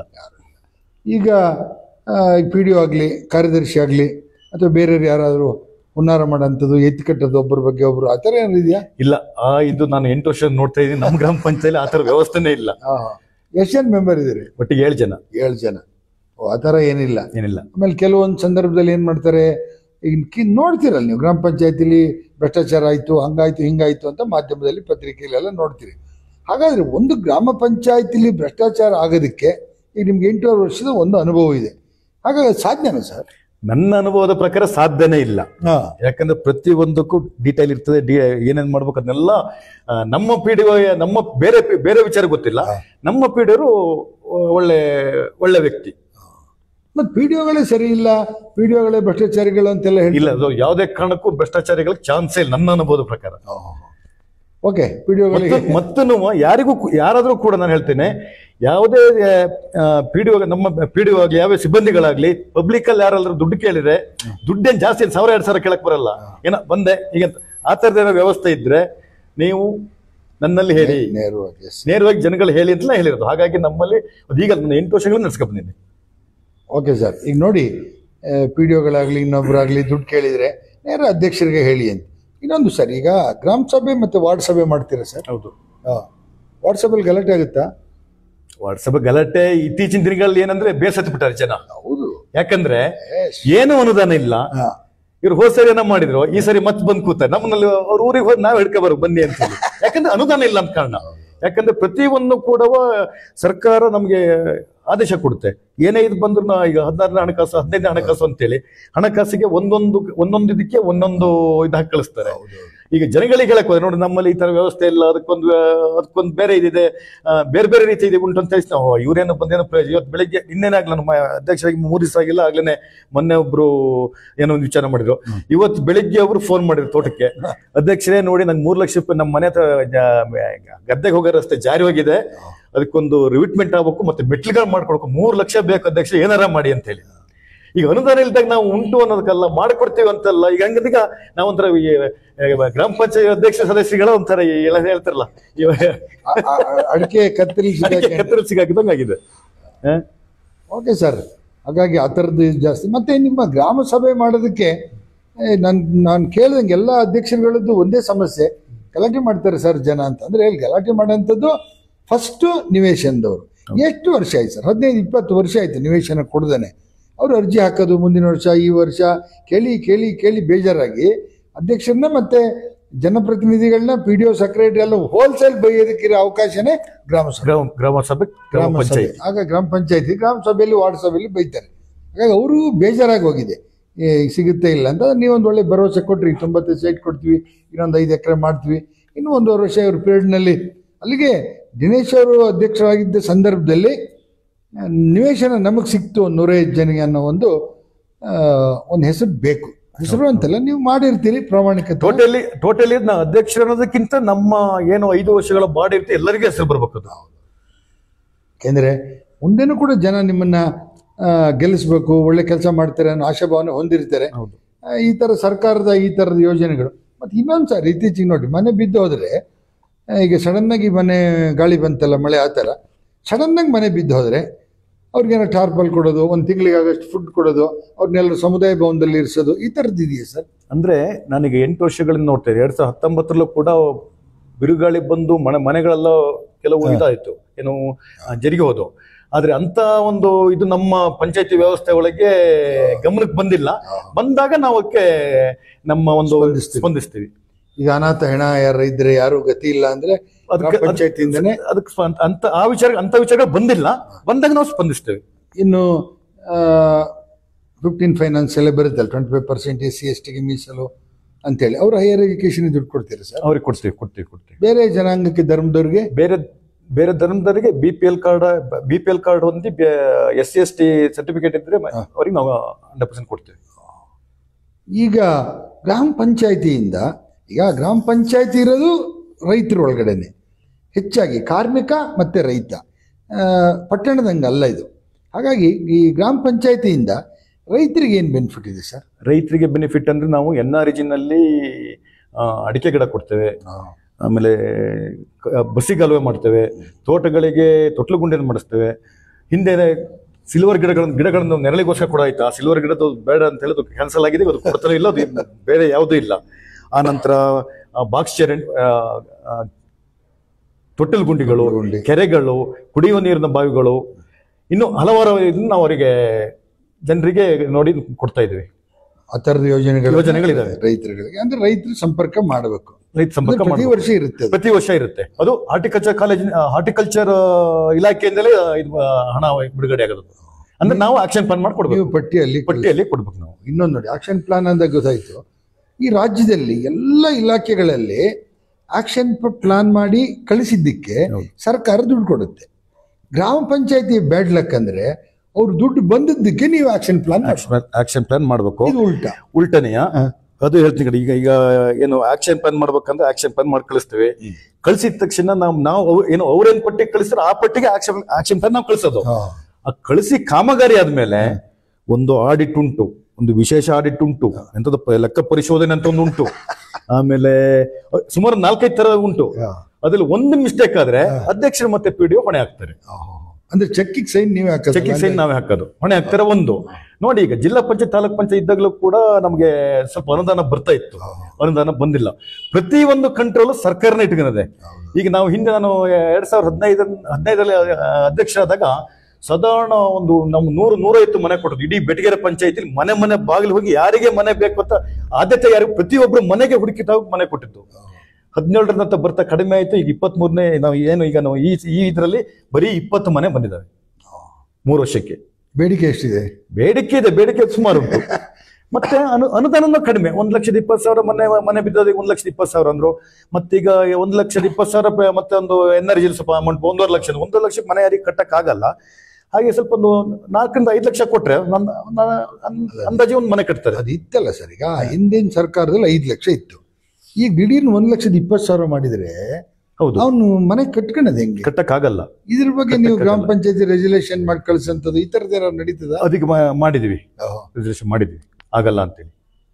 ಮತ್ತೆ ಈಗ ಏನಾಗಿದೆ ಅಂದ್ರೆ ಎಲ್ಲಾ ರೀತಿಯ ಏನು ಸ್ಥಳೀಯ ಸರ್ಕಾರ ಅಂತೇಳಿ ಎಲ್ಲಾ ರೀತಿಯ 108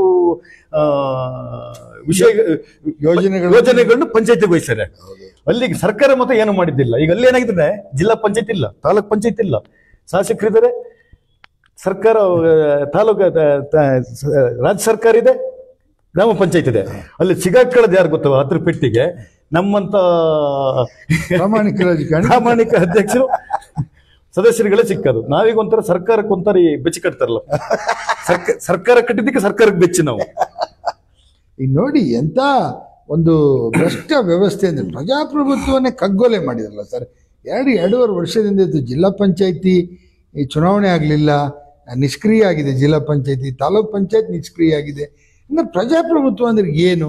ಯಾವುದೇ ಸರ್ಕಾರ ಮಾಡಲಿ, ಆದರೆ ಒಂದು ಜಿಲ್ಲಾ ಪಂಚಾಯತ್ ಇಲ್ಲ, ಅವೆರಡನ್ನೂ ಕ್ಯಾನ್ಸಲ್ ಮಾಡಿಬಿಡಿ. ಮುಂಚಿನಂಗೆ ನೇರ ಬೆಂಗಳೂರಿಂದನೇ ಇಲ್ಲಿಗೆ ಬರೋದಾರೆ, ಈಗ ಬೆಂಗಳೂರಿಂದ ನೇರ ನಿಮಗೆ ಬರೋದಾರೆ 1 ಲಕ್ಷ ಬರೋದಾರೆ, ಇಲ್ಲಿ 30-40 ಸಾವಿರ ಹೋಗುತ್ತೆ. ಈಗ ನೇರ ಬರೋದಾರೆ ನಿಮ್ಗೆ ಏನಿಲ್ಲ, ಒಂದು 86% ನೇರ ಗ್ರಾಮ ಪಂಚಾಯತಿಗೆ ಬರುತ್ತೆ. ಹೌದು. ಈಗ ಗ್ರಾಮದ ಅಭಿವೃದ್ಧಿ ದೇಶದ ಉದ್ಧಾರ ಗಾಂಧಿ ಹೇಳ್ಯಾರೆ ಅಂತೇಳಿ ಗಾಂಧಿ ಜಯಂತಿ ಸಹ ಮಾತಾಡ್ಬಿಟ್ಟು ಮತ್ತೆ ಗ್ರಾಮ ಪಂಚಾಯತಿ ಅಭಿವೃದ್ಧಿಗೆ ಪೂರಕವಾಗಿ ಏನೂ ಸಹಾಯ ಮಾಡೋದೇ ಇಲ್ಲ. ಓಬಿರಾಯನ್ ಕಾಲದ ಪ್ಲಾನ್ಗಳೇ ಇರೋದೇ ಹೊರತು ನೂತನವಾಗಿ ಯಾವುದೇ ಕಾಮಗಾರಿಗಳು ಕೂಡ ಇಲ್ಲ. ನಾನು ಮೊದಲು ನಿಮಗೆ ಹೇಳಿದ್ನಲ್ಲ, ನಾನು ಮೊದಲು 2015ರಲ್ಲಿ ನಾನು ಅಧ್ಯಕ್ಷ ಇದ್ದಾಗ ಅದು ನಮ್ಮ ಕುಡಿಯೋ ನೀರಿನ ಅನುದಾನ ಬಂತು, ಮಾಜಿ ಸಚಿವರ ಒಂದು 75 ಲಕ್ಷ ಅನುದಾನ ಬಂತು, ಮತ್ತೆ ಕುಮಾರಸ್ವಾಮಿ ಅವರ ಶಾಸಕರಾದಾಗ ಒಂದು 40 ಲಕ್ಷ ರೂಪಾಯಿ ಕೋಳೂರು ಗ್ರಾಮಕ್ಕೆ ರಸ್ತೆ ಅಂತ ಬಂತು. ಹಾಗೆಲ್ಲ ಒಳ್ಳೆ ಒಂದು ಇದಿತ್ತು. ಆಮೇಲೆ ನಮ್ಮ 14 ಫೈನಾನ್ಸ್ ಇದರಲ್ಲೆಲ್ಲ ಹೇಗಿತ್ತು ಅಂದರೆ ಎಲ್ಲ ಒಂದು ಮೆಂಬರ್ಗಳಿಗೆ ಕೆಲಸ ಮಾಡಕ್ಕಂತ 1 ಲಕ್ಷನಾರು ಸಿಕ್ಕೋದು. ಈಗ ಬರೀ 10-20 ಎಲ್ಲ ಇದು ಮಾಡಿ 10-20 ಸಾವಿರ ಸಿಗ 10-20 ಸಾವಿರ ಇಟ್ಕೊಂಡು ಏನು ಮಾಡೋದು ಸರ್? ಹೀಗೆ ನಮ್ಮ ಸರ್ಕಾರದ ಒಂದು ನೀತಿ ಹೀಗಾಗಿದೆ. ಈಗ ನೀವು ಸರ್ 8.5 ವರ್ಷದಿಂದ ಗ್ರಾಮ ಪಂಚಾಯತಿನಲ್ಲಿ ಇದ್ದೀರಿ. ಒಬ್ಬ ಸದಸ್ಯನಿಗೆ ಸರ್ಕಾರ ಈ ಕೊಡೋ ದುಡ್ಡು ಬಿಟ್ಬಿಡಿ, ಇದು ಯೋಜನೆಗಳು ಬಿಟ್ಟು ಎಷ್ಟು ಹಣನ ಕೊಟ್ಟರೆ ಅಟ್ಲೀಸ್ಟ್ ಅವ್ನು ಗ್ರಾಮ ಪಂಚಾಯತಿ ಮೆಂಬರ್ ಆಗಿದ್ದಕ್ಕೆ ಒಂದಷ್ಟು ನಾನೇನೋ ಕೆಲಸ ಮಾಡಿದೆ ಅಂತ ಅನ್ಸ್ಬೋದು ಸರ್. 1 ವರ್ಷಕ್ಕೆ ಒಬ್ಬ ಮೆಂಬರ್ಗೆ ಎಷ್ಟು ಬೇಕು? 1 ವರ್ಷಕ್ಕೆ ಕಡಿಮೆ ಅಂದ್ರೆ 5 ಲಕ್ಷ ಬೇಕು. ಕಡಿಮೆಲಿ 10 ಲಕ್ಷ ಕೊಟ್ಟರೆ ಒಳ್ಳೇದು. ಕಡಿಮೆಲಿ ಈಗ ಅದೇ ಬೀಸೋದನ್ನ ತಪ್ಪಿಸಿದಾಗ 5 ಲಕ್ಷ ಕೊಟ್ಟರೆ ಸಾಕು. ಕಡಿಮೆ ಅಂದ್ರೆ ಮ್ಯಾಕ್ಸಿಮಮ್ ಒಬ್ಬ ಮೆಂಬರಿಗೆ ಒಂದು 10 ಲಕ್ಷ ಬೇಕು. ಈಗ ಬೆಟಗೇರಿ ಗ್ರಾಮ ಪಂಚಾಯತಿಯ 7 ಸದಸ್ಯರು ನಿಮ್ಗೆ 70 ಲಕ್ಷ ರೂಪಾಯಿ ವಿಶೇಷ ಅನುದಾನ ಬಂದ್ರೆ ಒಂದು 2-3 ವರ್ಷದಲ್ಲಿ ನಿಮ್ ಪ್ರಾಬ್ಲಮ್ ಸಾಲ್ವ್ ಆಗ್ಬೋದು. ಸಾಲ್ವ್ ಆಗಲ್ಲ. ಆದ್ರೆ ಒಂದು ಬೀಸೋದೊಂಡೆ ತಪ್ಪಿಸ್ಕೋಬಹುದು. ಒಂದಷ್ಟು ಅಧ್ಯಕ್ಷರು ಪರವಾಗಿಲ್ಲ, ಸದಸ್ಯರು ಪರವಾಗಿಲ್ಲ, ಒಂದು ಹೆಸರು ಕೇಳಬೇಕು. ಇಲ್ಲ ಅಂದ್ರೆ ಅಧ್ಯಕ್ಷರು ಬಂದ್ರು ಏನು ಇಲ್ಲ ಅಂತಾರೆ ನೋಡಿ ಅಂತ.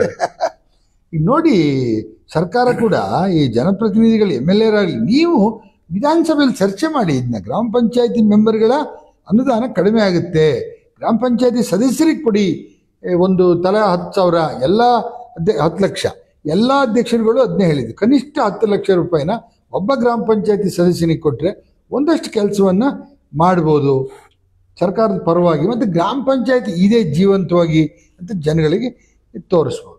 ಓಕೆ ಸರ್, ಇನ್ನು ನಿಮ್ಮ ಗ್ರಾಮ ಪಂಚಾಯತಿ ವ್ಯಾಪ್ತಿನಲ್ಲಿ ಶಾಲಾ ಕಾಲೇಜುಗಳು, ಹೈಸ್ಕೂಲ್ಗಳು, ಮಿಡ್ಲ್ ಸ್ಕೂಲು, ಅಂಗನವಾಡಿಗಳು ಎಷ್ಟು ಬರ್ತವೆ ಸರ್?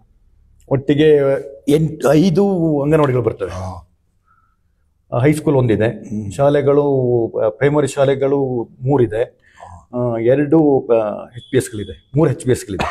ಈಗ ಅಂಗನವಾಡಿ ಅಂದ ತಕ್ಷಣ ನೆನಪಾಗುತ್ತೆ ನೋಡಿ, ಮುಂಚೆ 3 ವರ್ಷ 5 ವರ್ಷ 10 ತಿಂಗಳು ತಾಯಿ ಜೊತೆ ಇರ್ತಿದ್ದು ಮಕ್ಕಳು, 6ನೇ ವರ್ಷಕ್ಕೆ ಸ್ಕೂಲಿಗೆ ಹೋಗ್ತಿದ್ದು. ನೀವೆಲ್ಲ 6ನೇ ವರ್ಷನೇ ಸುಪ್ರೀಂ ಅಂತ ಆಗಬೇಕು, LKG ಈಗೇನ ಸರ್ಕಾರ ಹೇಳಿದೆ ಅಂತ ಅನುಷ್ಠಾನಕ್ಕೆ ತರುತ್ತೆ. ಹಾಗಾಗಿ ಅಂಗನವಾಡಿಗಳ ಅಭಿವೃದ್ಧಿ ಬಗ್ಗೆ ಏನು ಹೇಳ್ತೀವಿ ಸರ್? ಅಂಗನವಾಡಿ ಅಭಿವೃದ್ಧಿಗಳು ನಮ್ಮಲ್ಲೆಲ್ಲ ಚೆನ್ನಾಗಿದ್ದಾವೆ, ಚಂದ ಇದಾವೆ. ಹೊಸದಾಗಿ 2 ಬಿಲ್ಡಿಂಗ್ ಕಟ್ಟಿದೆ ಅಂಗನವಾಡಿ. 2 ಬಿಲ್ಡಿಂಗ್ನ ಕೂಡ ಮಾಜಿ ಶಾಸಕರಾದಂಥ ಕುಮಾರಸ್ವಾಮಿ ಅವರು ಅನುದಾನ ಕೊಟ್ಟಿದ್ರು. ಅದರಲ್ಲಿ ಒಂದು ಉದ್ಘಾಟನೆ ಆಗ್ಬೇಕು, ಇನ್ನೊಂದು ಹಳಿಕೆದೊಂದು ಉದ್ಘಾಟನೆ ಆಗಾಗಲೇ 6-7 ತಿಂಗಳಾಯ್ತು. ಮಾನ್ಯ ಶಾಸಕರು ಬಂದಿದ್ರು, ಶಾಸಕರು ಹೊಗಳಿದ್ರು, ಏನು ಇದು ನಾನು ದುಡ್ಡು ಕೊಟ್ಟದ್ದಲ್ಲ, ಕುಮಾರಸ್ವಾಮಿ ಅವರು ಕೊಟ್ಟದ್ದು, ಕುಮಾರಸ್ವಾಮಿಗೆ ಈ ಗೌರವ ಸಲ್ಬೇಕಂತೇಳಿ ಒಂದು ಒಳ್ಳೆ ಮಾತು ಹೇಳಿದ್ರು. ಖುಷಿ ಆಯ್ತು. ಇನ್ನು ಮುಂದೆನೂ ಕೂಡ ಅವ್ರು ನಮಗೆ ಸಾಕಷ್ಟು ಅನುದಾನಗಳು ಕೊಟ್ಟರೆ ನಮಗೆ ಕೆಲಸ ಮಾಡೋಕೆ ಖುಷಿ ಆಗ್ತದೆ. ಹಾಗೆ ನಾವು ಒಂದು ಹೊಸ ಬಿಲ್ಡಿಂಗ್ ಬೇರೆ ಮಾಡ್ತಾ ಇದ್ದೀವಿ. ಇದು ಗ್ರಾಮ ಪಂಚಾಯತಿ ಬಿಲ್ಡಿಂಗ್ ಮಾಡ್ತೀವಿ. ಅದು ಕಳೆದ ಸಾಲಿನಲ್ಲಿ ನಾವು ಅದನ್ನ ಪ್ರಾರಂಭ ಮಾಡ್ಬೇಕಂತ ಮಾಡ್ದೋ, ಕಾರಣಾಂತರಗಳಿಂದ ಮಾಡೋಕ್ಕಾಗಲ್ಲ. ನನ್ನೊಂದು ಕನಸಿತ್ತು. ಈಗ ಅದೇನಾಗಿದೆ ಅಂದ್ರೆ, ಕೊರೋನಾ ಟೈಮಲ್ಲಿ ಯಾವ ರಾಜಕೀಯ ವ್ಯಕ್ತಿಗಳನ್ನ ಕರೆಯಲ್ಲ ಗುದ್ಲಿ ಪೂಜೆ ಮಾಡೋಕ್ಕೆ. ನಾವು ಪ್ರಥಮ ಬಾರಿಯಲ್ಲಿ ಆ ಟೈಮಲ್ಲಿ ನಾವು ಮೆಂಬರ್ಗಳ ಸೇರಿ ಗುದ್ಲಿ ಪೂಜೆ ಮಾಡ್ದೋ. ಅದಕ್ಕೊಂದು 35.5 ಲಕ್ಷದ್ದು NRG ಅಮೌಂಟ್ ಇದೆ. 12 ಲಕ್ಷ ರೂಪಾಯಿ ನಮ್ದು ಪಂಚಾಯತಿ ಕಡೆಯಿಂದ ಒಂದು ಅನುದಾನ ಇಟ್ಕೊಂಡಿದ್ದೇವೆ. ಅದಕ್ಕಿಂತ ಸುಮಾರು ಒಂದು 65 ಲಕ್ಷ ರೂಪಾಯಿಗಳ ಒಂದು ಅಂದಾಜು ಪಟ್ಟಿ ಇದೆ. ಅದು ಈಗಾಗಲೇ ಒಂದು 60% ಕೆಲಸ ಆಗಿದೆ. ಹೀಗೆ ಉಳಿದ ಹಣದ ಅನುದಾನಕ್ಕಾಗಿ ನಾವು ಶಾಸಕರನ್ನ ಕೇಳಿದ್ದೀವಿ. ನಂತರ ವಿಧಾನ ಪರಿಷತ್ ಉಪಸಭಾಪತಿಗಳನ್ನ ಪ್ರಾಣೇಶನ್ ಅವ್ರನ್ನ ಕೇಳಿದ್ದೀವಿ, ಮತ್ತೆ ಉಸ್ತುವಾರಿ ಸಚಿವರನ್ನು ಕೇಳಿದ್ದೀವಿ. ಈಗ ಅವ್ರ ಅನುದಾನ ಕಾಯ್ತಾ ಇದ್ದೀವಿ. ಈಗ ಶಾಸಕರು ಈ ಥರದ್ದು ಬೇರೆ ವಿಚಾರ ಬಿಟ್ಬಿಡಿ, ಈ ಥರ ಕಟ್ಟಡಕ್ಕೆ ಅಗತ್ಯವಾಗಿ ಬೇಕಾದಂಥದ್ದಕ್ಕೆ ಅವ್ರೇನು ಇಲ್ಲ ಅನ್ನಲ್ಲ. ನೀವು ಪಾರ್ಟಿ ಬೇರೆ ಅಂತ ಮುಜುಗರ ಮಾಡಬಾರ್ದು. ಯಾಕೆಂದರೆ ನೀವು ಗ್ರಾಮ ಪಂಚಾಯತಿ ಅಧ್ಯಕ್ಷ ಅಂತಂದ್ರೆ ಅವರು DC ಇದ್ದಂಗೆ. ನಿಮಗೆ ಎಲ್ಲ ಇಲಾಖೆಗಳು 108 ಇಲಾಖೆ ಬರ್ತವೆ ಈಗ. ಹಾಗಾಗಿ ಎಲ್ಲ ಇಲಾಖೆಯವ್ರಿಗೂ ನೀವು ಉತ್ತರ ಕೊಡಬೇಕಾಗುತ್ತೆ. ಹಾಗಾಗಿ ನೀವೇ DC ಇದ್ದಂಗೆ. ಆದಷ್ಟು ಜವಾಬ್ದಾರಿಯುತವಾಗಿ ಒಂದಷ್ಟು ನನ್ನೂರಿನ ಜನ, ನನ್ನೂರಿಗೆ ನನ್ನೂರು ಅಂತ ಕೊನೆ ತನಕ ನೀವು ಗ್ರಾಮ ಪಂಚಾಯತಿಲಿ ಇರೋ ತನಕನೂ ನನ್ನೂರು ಅಂತಾನೆ ಕೆಲಸ ಮಾಡೋದು. ಇಲ್ಲ, ಅದು ಅನ್ನೂರಂತೇಳಿ ನಾನು ಭಾವಿಸಿರೋದು. ಅದು ಈಗಲ್ಲ, ಆಗಿನ ಜನ ಗೌರವ ಕೊಡ್ತಾರೆ. ಯಾಕಂದ್ರೆ ನಾವು ಫೋನಲ್ಲಿ ಸ್ಪಂದಿಸ್ತೀವಿ. ಈಗ ಅವ್ರು ನಾಟ್ ರೀಚಬಲ್ ಇದ್ದಾರೆ, ಫೋನ್ ವಾಪಸ್ ಮಾಡಲಿಲ್ಲ ಅವ್ರಂತ ಯಾವುದೇ ನಂಬರ್ ಬರಲಿ ಫೋನ್ ಮಾಡ್ತೀನಿ ನಾನು. ಈಗಲ್ಲ, ಆಗಿಂದ ಬೆಳೆಸ್ಕೊ ಬಂದಿದ್ದೀನಿ ನಾನು. ಮತ್ತೆ ಸಿಕ್ಕಿದಾಗ ಅವ್ರ ಗೌರವದಿಂದ ಕಾಣ್ತೀನಿ. ಹಾಗಾಗಿ ನೀವು ನಮ್ಮ ಬಗ್ಗೆ ಅವರು ಕೂಡ ಗೌರವ ಕೊಡ್ತಾರೆ. ಇನ್ನೊಂದು ನೋಡಿ, ನೀವು ಒಂದು ಅಂತಾರಾಷ್ಟ್ರೀಯ ರೋಟರಿ ಸಂಸ್ಥೆನಲ್ಲಿ ನೀವು ಇರೋದ್ರಿಂದ ಕೆಲವು ಯೋಜನೆಗಳು ರೋಟರಿಯವರು ಕೊಡ್ತಾರೆ, ದಾನ ಮಾಡ್ತಾರೆ. ಒಂದಷ್ಟು ಸಹಾಯ ಮಾಡೋದಕ್ಕಾಗಿ ರೋಟರಿ ಮತ್ತು ಲಯನ್ಸ್ ಇರೋದು. ಹಾಗಾಗಿ ರೋಟರಿಯವರು ಕುಡಿಯೋ ನೀರಿನ ಯೋಜನೆ, ಬಸ್ ಸ್ಟಾಪು, ಈ ಥರದ್ದೆಲ್ಲ ಮಾಡ್ತಾರೆ. ನೀವು ರೋಟರಿನಲ್ಲಿ ಇರೋದ್ರಿಂದ ಅಂತ ಒಂದು ಯೋಜನೆಯನ್ನು ನಿಮ್ಮ ಗ್ರಾಮಕ್ಕೂ ತರ್ಬೋದಲ್ಲ ಸರ್? ತರ್ಬೋದು. ನೀವು ಪ್ರಸ್ತಾಪ ಮಾಡಿ. ಅಂದ್ರೆ ಈಗ ನಾವು ಈಗ ಏನು ರೋಟರಿ ಇದ್ರೂ ಕೂಡ ನಮ್ಮೂರಿಗೆ ಬೇಕಾದ ಒಂದು ವ್ಯವಸ್ಥೆಗಳು ನಾವು ಮಾಡಿದ್ವಿ. ಶಾಲೆಗಳಿಗೆ ಮಕ್ಕಳಿಗೆ ಕೈ ತೊಳೆ ಬೇಸಿನ ನಾವು ನಮ್ಮ ಬೆಟಗೇರಿ ಹೈಸ್ಕೂಲಿಗೆ ಕೊಟ್ಟಿದ್ದಾರೆ, LP ಶಾಲೆಗೆ ಕೊಟ್ಟಿದ್ದಾರೆ. ಆನಂತರ ಮೊನ್ನೆ ಮಕ್ಕಳಿಗೆ ಅರಣ್ಯೀಕರಣಕ್ಕೋಸ್ಕರನೇ ಮಕ್ಕಳೇ ಬೆಳೆಸಿ ಮಕ್ಕಳೇ ಕಾಯಿ ಬಿಟ್ಟರೆ ನನಗೆ ಹೇಳ್ಬೇಕಂದ್ರೆ ಅವ್ರಿಗೆ ಪ್ರೈಸ್ ಕೊಡ್ತೀನಿ ಅಂತ ನಮ್ಮೂರಲ್ಲಿ ನಾನು ಅವರಿಗೆ ಹೇಳಿ ಬಂದಿದ್ದೀನಿ ನಾನು. ಈಗ ನೋಡಿ, ಒಂದು ಹೈಸ್ಕೂಲ್ ಕೂಡ ಇದೆ ನಿಮ್ಮಲ್ಲಿ. ಈಗ ಹೈಸ್ಕೂಲ್ ಅಂದ ತಕ್ಷಣವೇ ಒಂದಷ್ಟು ಎಲ್ಲರಿಗೂ ಮುಜುಗರ. ಯಾಕೆಂದರೆ ಒಳ್ಳೆ ರಿಸಲ್ಟ್ ಬರುತ್ತೆ ಬೆಟಗೇರಿ, 100% ರಿಸಲ್ಟ್ ಎಲ್ಲ ಬಂದಂಥದ್ದಿದೆ. ಮಕ್ಕಳ ಸಂಖ್ಯೆನೂ ಕಡಿಮೆ ಆಗ್ತಿದೆ ಮತ್ತು ಒಂದು ಸುಸಜ್ಜಿತವಾಗಿಲ್ಲ. ಬಿಲ್ಡಿಂಗ್ ಚೆನ್ನಾಗಿದೆ, ಅದ್ರ ಒಳಗಡೆ ಇಂಟರ್ನಲ್ ಎಲ್ಲ ಬಹಳ ಬ್ಯೂಟಿಫುಲ್ ಆಗಿದೆ. ನಾನು ಮೊನ್ನೆ ಹೋಗಿದ್ದೆ, ನೋಡಿದೆ. ಆದರೆ ಸುತ್ತ ಒಂದು ಕಾಂಪೌಂಡ್ ಬೇಕು ಅದಕ್ಕೆ. ಯಾಕೆಂದರೆ ದನ ಮಲಗಿರೋದು ಅನೇಕ ಚಿತ್ರಗಳಲ್ಲಿ ಅಲ್ಲಿ ಇಲ್ಲಿ ನೋಡ್ಬೋದು ನೀವು. ಹಾಗಾಗಿ ನೀವು ಫಸ್ಟಿಗೆ ನೀವು ಶಾಸಕರಿಗೆ, ಮಾಜಿ ಶಾಸಕರಿಗೂ ಕೂಡ ಹೇಳಿ ಅದಕ್ಕೊಂದು ದಯವಿಟ್ಟು ಒಂದು ಕಾಂಪೌಂಡ್ ಮಾಡಿಸಿ ಸರ್. ಯಾಕೆಂದರೆ ಮಕ್ಕಳು ಒಂದು ವಾರ ಮೊನ್ನೆ ಒಂದು ವಾರ ರಜಾ ಇತ್ತು ಮಕ್ಕಳಿಗೆ. ಒಳಗಡೆ ಹೋಗಿ ನೋಡಿ, ಇಡೀ ದನ ಸಗಣಿ ಹಾಕಿ ಎಲ್ಲ ಒಂಥರ ಗೊಂದಲಮಯ. ಮಾಸ್ಟರ್ ಏನು ಗುಡ್ಸೋಕ್ಕಾಗಲ್ಲ. ಎರಡನೇದಾಗಿ ಅಲ್ಲಿ ಡಿ ದರ್ಜೆ ನೌಕರನ್ನು ಕೊಡಲ್ಲ ಹೈಸ್ಕೂಲಿಗೆ. ಹಾಗಾಗಿ ಮಕ್ಕಳ ಹತ್ರ ಗುಡಿಸಿದ್ರೆ ಮನೆಯವ್ರು ಕುಸ್ತಿ ಮಾಡ್ತಾರೆ. ಹೌದು, ಇಲ್ಲ ನಾನು ಕೆಲವು ಸಾರಿ ಹೇಳಿದ್ದೀನಿ, ಶ್ರಮದಾನ ಮಾಡಿಸಿ ಮಾಸ್ಟರ್ ಹತ್ರ ಹೇಳಿದ್ದೀನಿ. ಶ್ರಮದಾನ ಮಾಡಿದಾಗ ಹಿಂದೆ ನಾವೆಲ್ಲ ಶ್ರಮದಾನ ಅಂತ ಮಾಡ್ತಾ ಇದ್ವಿ. ನಾವು PUC ನಲ್ಲಿ ಹೋಗುವಾಗ ಕಾಲೇಜಿಗೆ RCCಗೆ ಕಾಂಕ್ರೀಟ್ ಹಾಕಿದ್ವಿ, ಕೈಯೆಲ್ಲ ನಮಗೆ ಡ್ಯಾಮೇಜ್ ಆಗಿತ್ತು. ಅಂದ್ರೆ ಶಾಲೆ ಕಟ್ಟಬೇಕಂತೇಳಿ. ಹಾಗಾಗಿ ಒಂದು ನಾವು ಓದಿದ ಶಾಲೆ ಅನ್ನೋ ಭಾವನೆ ಇರೋದು. ಉದಾಹರಣೆಗೆ ನೋಡಿ, ಇಲ್ಲೇ ಹೇಳ್ತೀನಿ, ಸಂತೆ ಹತ್ರ ಜೂನಿಯರ್ ಕಾಲೇಜ್ ಇದೆ ನೋಡಿ. ಈ ಕಡೆಯಿಂದ ನೋಡಿರಿ ನೀವು, ಕುದುರೆಮುಖ ಹೌದು ವಾರ್ಡ್ ಅಂತ ಹಾಕಿದೀವಿ ಅಲ್ವಾ? ಹೌದು. ಕುದುರೆಮುಖದವ್ರು ಕಟ್ಟಿಸ್ಕೊಟ್ಟಿದ್ದು. ನಾವು ಕೇಳಿದ್ದು 12.5 ಲಕ್ಷ, ಬಟ್ ಅವ್ರು ಕೊಟ್ಟದ್ದು 20 ಲಕ್ಷ. ಹಾಗಾಗಿ ಯಾಕೆಂದ್ರೆ ಅಲ್ಲಿ BL ಶಂಕರು ಅಧ್ಯಕ್ಷರು, ಅವರು ಅಲ್ಲೇ ಓದಂತರು. ಇನ್ನೊಬ್ರು ಜನರಲ್ ಮ್ಯಾನೇಜರ್ ಆಗಿದ್ರು ಕುದುರೆಮುಖದಲ್ಲಿ, ಅವರು ಕೂಡ ಅಲ್ಲೇ ಓದಂತಾರೆ, ಅದೇ ಕಾಲೇಜಲ್ಲಿ. ಅವ್ರು ಜನರಲ್ ಮ್ಯಾನೇಜರ್. ಆಗ ಕೇಳಿದ್ದ 12.5 ಕೊಟ್ಟದ್ದು 20. ನೋಡಿ, ಇವತ್ತು ಸುಸಜ್ಜಿತವಾದ ಒಂದು ಕಟ್ಟಡ ಇದೆ. ಹಾಗಾಗಿ ನೀವು ಬೆಟ್ಟಿಗೆರೆ ಗ್ರಾಮ ಪಂಚಾಯಿತಿಯ ವ್ಯಾಪ್ತಿಗೆ ಬೇಕಾಗಂತ ಸಣ್ಣದು 5,000ದಿಂದ ಒಂದು 5ರಿಂದ 10 ಲಕ್ಷದ ತನಕ ಯಾರಾದರೂ ಬೆಟ್ಟಿಗೆರೆಯಲ್ಲಿ ಓದಿ ಹೊರಗಡೆ ಇರೋಂಥವ್ರು, ಫಾರಿನ್ಲಾಗಿರೋರು, ಬೆಂಗಳೂರಾಗಿರೋರು, ನಿಮ್ಮ ಸ್ನೇಹಿತರು, ರೋಟರಿ ಅವ್ರು ಯಾರಿಂದಾರು ಒಂದು ಕಾಂಟ್ರಿಬ್ಯೂಷನ್ ಮಾಡಿಸ್ಬೋದಲ್ಲ ಸರ್? ಅದನ್ನು ಅಂದಾಜು ಮಾಡಿದ್ವಿ. ನಾವು ಈಗ ಒಂದು 15 ಡೇಸ್ ಬ್ಯಾಕ್ ಅನ್ನು ಅಂದಾಜು ಮಾಡಿದ್ವಿ. ಮಾಡಿ ಈಗ ಮಾಡಿ ಏನಾಗುತ್ತೆ ಅಂತೇಳಿ. ಅದಕ್ಕೆ ಇನ್ನು ನಮ್ಮ ಜನರು ಸ್ಪಂದಿಸ್ಬೇಕು. ಕೊಡುವಂತ ತುಂಬಾ ಜನ ಇದ್ದಾರೆ. ಹಾಗಾಗಿ ಅದನ್ನೊಂದು ಯೋಚನೆ ಮಾಡಿದ್ವಿ ನಾವು. ಮಾಡಿ ಅದಕ್ಕೆ ಒಂದು ಊರಿನ ಗ್ರಾಮಸ್ಥರನ್ನ ಇಟ್ಕೊಂಡು ಒಂದು ಸಂಸ್ಥೆಯನ್ನು ಮಾಡಿ, ಆ ಕಾಲೇಜಿನ, ಆ ಸ್ಕೂಲಿನ ಹಳೆ ವಿದ್ಯಾರ್ಥಿ ಸಂಘ ಅಂತನೋ ಅಥವಾ ಗ್ರಾಮಾಭಿವೃದ್ಧಿ ಸಂಘ ಅಂತನೋ ಒಂದು ಮಾಡಿ ಒಂದಷ್ಟು ಇವತ್ತೆಲ್ಲ ಒಂದು 5-10 ಲಕ್ಷ ರೂಪಾಯಿ ದುಡ್ಡಿಗೆ ಯಾರು ಬೆಟ್ಟಿಗೆರೆಯಿಂದ ಓದಿ ಹೋದಂಥವ್ರು, ಬೆಟ್ಟಿಗೆರೆ ಊರಿನವರು ಖಂಡಿತವಾಗೂ ಸಹಾಯ ಮಾಡ್ತಾರೆ. ಯಾಕೆಂದರೆ 3 ಸರಿ MLA ಆದಂಥ ಊರು ನಿಮ್ಮೂರು ಭಾಳ ಬ್ಯೂಟಿಫುಲ್ ಆಗಿರ್ಬೇಕಿತ್ತು. ಆದರೆ ಸರ್ಕಾರದ ಯೋಜನೆಗಳು ಸರಿಯಾಗಿ ಬರ್ದೇನೆ ರಸ್ತೆ ಅಂತೂ ಭಾಳ ಚೆನ್ನಾಗಿದೆ. ಜೊತೆಗೆ ಆಮೇಲೆ ನಿಮ್ಮ ಗ್ರಾಮ ಪಂಚಾಯತಿಗೆ ಏನಾದರೂ ಗ್ರೇಡ್ ಅಂತ ಬಂದಿದೆಯಾ ಯಾವ್ದಾದ್ರು ಇಷ್ಟು ವರ್ಷ? ಈಗ ಒಂದು 8 ವರ್ಷದ ಈಚೆಗೆ ಗ್ರೇಡ್ ಒಂದು 18ನೇ ಗ್ರೇಡ್ ಇದೆ, 16ನೇ ಗ್ರೇಡ್. ಮತ್ತೆ ಏನಾದ್ರು ಪ್ರಶಸ್ತಿಗಳು, ಗಾಂಧಿ ಸ್ಮಾರಕ, ಅದು ಇದು ಏನಾದ್ರು ಪ್ರಶಸ್ತಿಗಳಂದ್ರೆ ನಾನು 2015 ಅಧ್ಯಕ್ಷರಾಗಿದ್ದಾಗ 15-16ರಲ್ಲಿ ಅಕ್ಟೋಬರ್ 2ನೇ ತಾರೀಕು ಸ್ವಚ್ಛ ಭಾರತ್ ಅಭಿಯಾನದಡಿ ಬಯಲು ಶೌಚ ಮುಕ್ತ ಗ್ರಾಮ ಪಂಚಾಯಿತಿ ಅಂತೇಳಿ ನಮ್ಮ ಬೆಂಗಳೂರು ಅರಮನೆ ಮೈದಾನದಲ್ಲಿ ಮುಖ್ಯಮಂತ್ರಿಯವರಿಂದ ನಮ್ಗೆ ಪ್ರಶಸ್ತಿ ಎಲ್ಲ ಸಿಕ್ತು. ದುಡ್ಡು ಕೊಡ್ಲಿಲ್ಲ. ಅಧ್ಯಕ್ಷರಿಗೊಂದು PDO ಒಂದು ವಾಚ್ ಕೊಟ್ಟರು, ಒಂದು ಮೊಮೆಂಟ ಕೊಟ್ಟಿದ್ದಾರೆ. ಒಂದು ಸಂತೋಷದ ವಿಚಾರ. ಒಳ್ಳೆ ವೆರಿ ಗುಡ್. ಅದು ಒಂದು ಗ್ರಾಮ ಪಂಚಾಯಿತಿ ರಾಜ್ಯ ಮಟ್ಟದಲ್ಲಿ ಗುರುಸ್ಕೊಳ್ಳೋದಂದ್ರೆ ಅಷ್ಟು ಸುಲಭದ ವಿಚಾರವಲ್ಲ. ಇನ್ನು ಈಗ ನೀವು 8.5 ವರ್ಷ ಗ್ರಾಮ ಪಂಚಾಯತಿ ಮುಂಚೆ ಬಿಡಿ, ಹೆಂಗ ನಡೀತು. ಈ 8.5 ವರ್ಷದಲ್ಲಿ ನಿಮ್ಮ ಮುಂದೆ ಇದ್ದ ಸವಾಲುಗಳಲ್ಲಿ ಎಷ್ಟು % ಬಗೆಹರಿದಿದೆ ಸರ್? ಅಲ್ಲಿಂದ 8 ವರ್ಷದ ಇಲ್ಲಿಗೆ ಮನೆ ಇರ್ಬೋದು, ರೋಡ್ ಇರ್ಬೋದು, ನೀರು ಇರ್ಬೋದು, ಎಲೆಕ್ಟ್ರಿಕೇಶನ್ ಇರ್ಬೋದು, ಬೇರೆ ಬೇರೆ ಬೇರೆ ಸಣ್ಣ ಪುಟ್ಟ ಚರಂಡಿ ಇಂಥದ್ದೆಲ್ಲ ಒಂದಷ್ಟು ಸವಾಲುಗಳು 50% ಡೌಟ್ ಇದೆ ಅಲ್ಲ. ಯಾಕಂದ್ರೆ ಪ್ರತಿ ವರ್ಷನೂ ಒಂದಲ್ಲ ಒಂದು ಸಮಸ್ಯೆಗಳು ಆಗ್ತಾನೆ ಇರ್ತದೆ. ನಾವೆಲ್ಲ ಮಾಡಿದ್ವಿ ಅಂತ ಹೇಳಕ್ಕೆ 50% ಕರೆಕ್ಟ್ ಲೆಕ್ಕನೇ ಹೇಳಕ್ಕಾಗಲ್ಲ.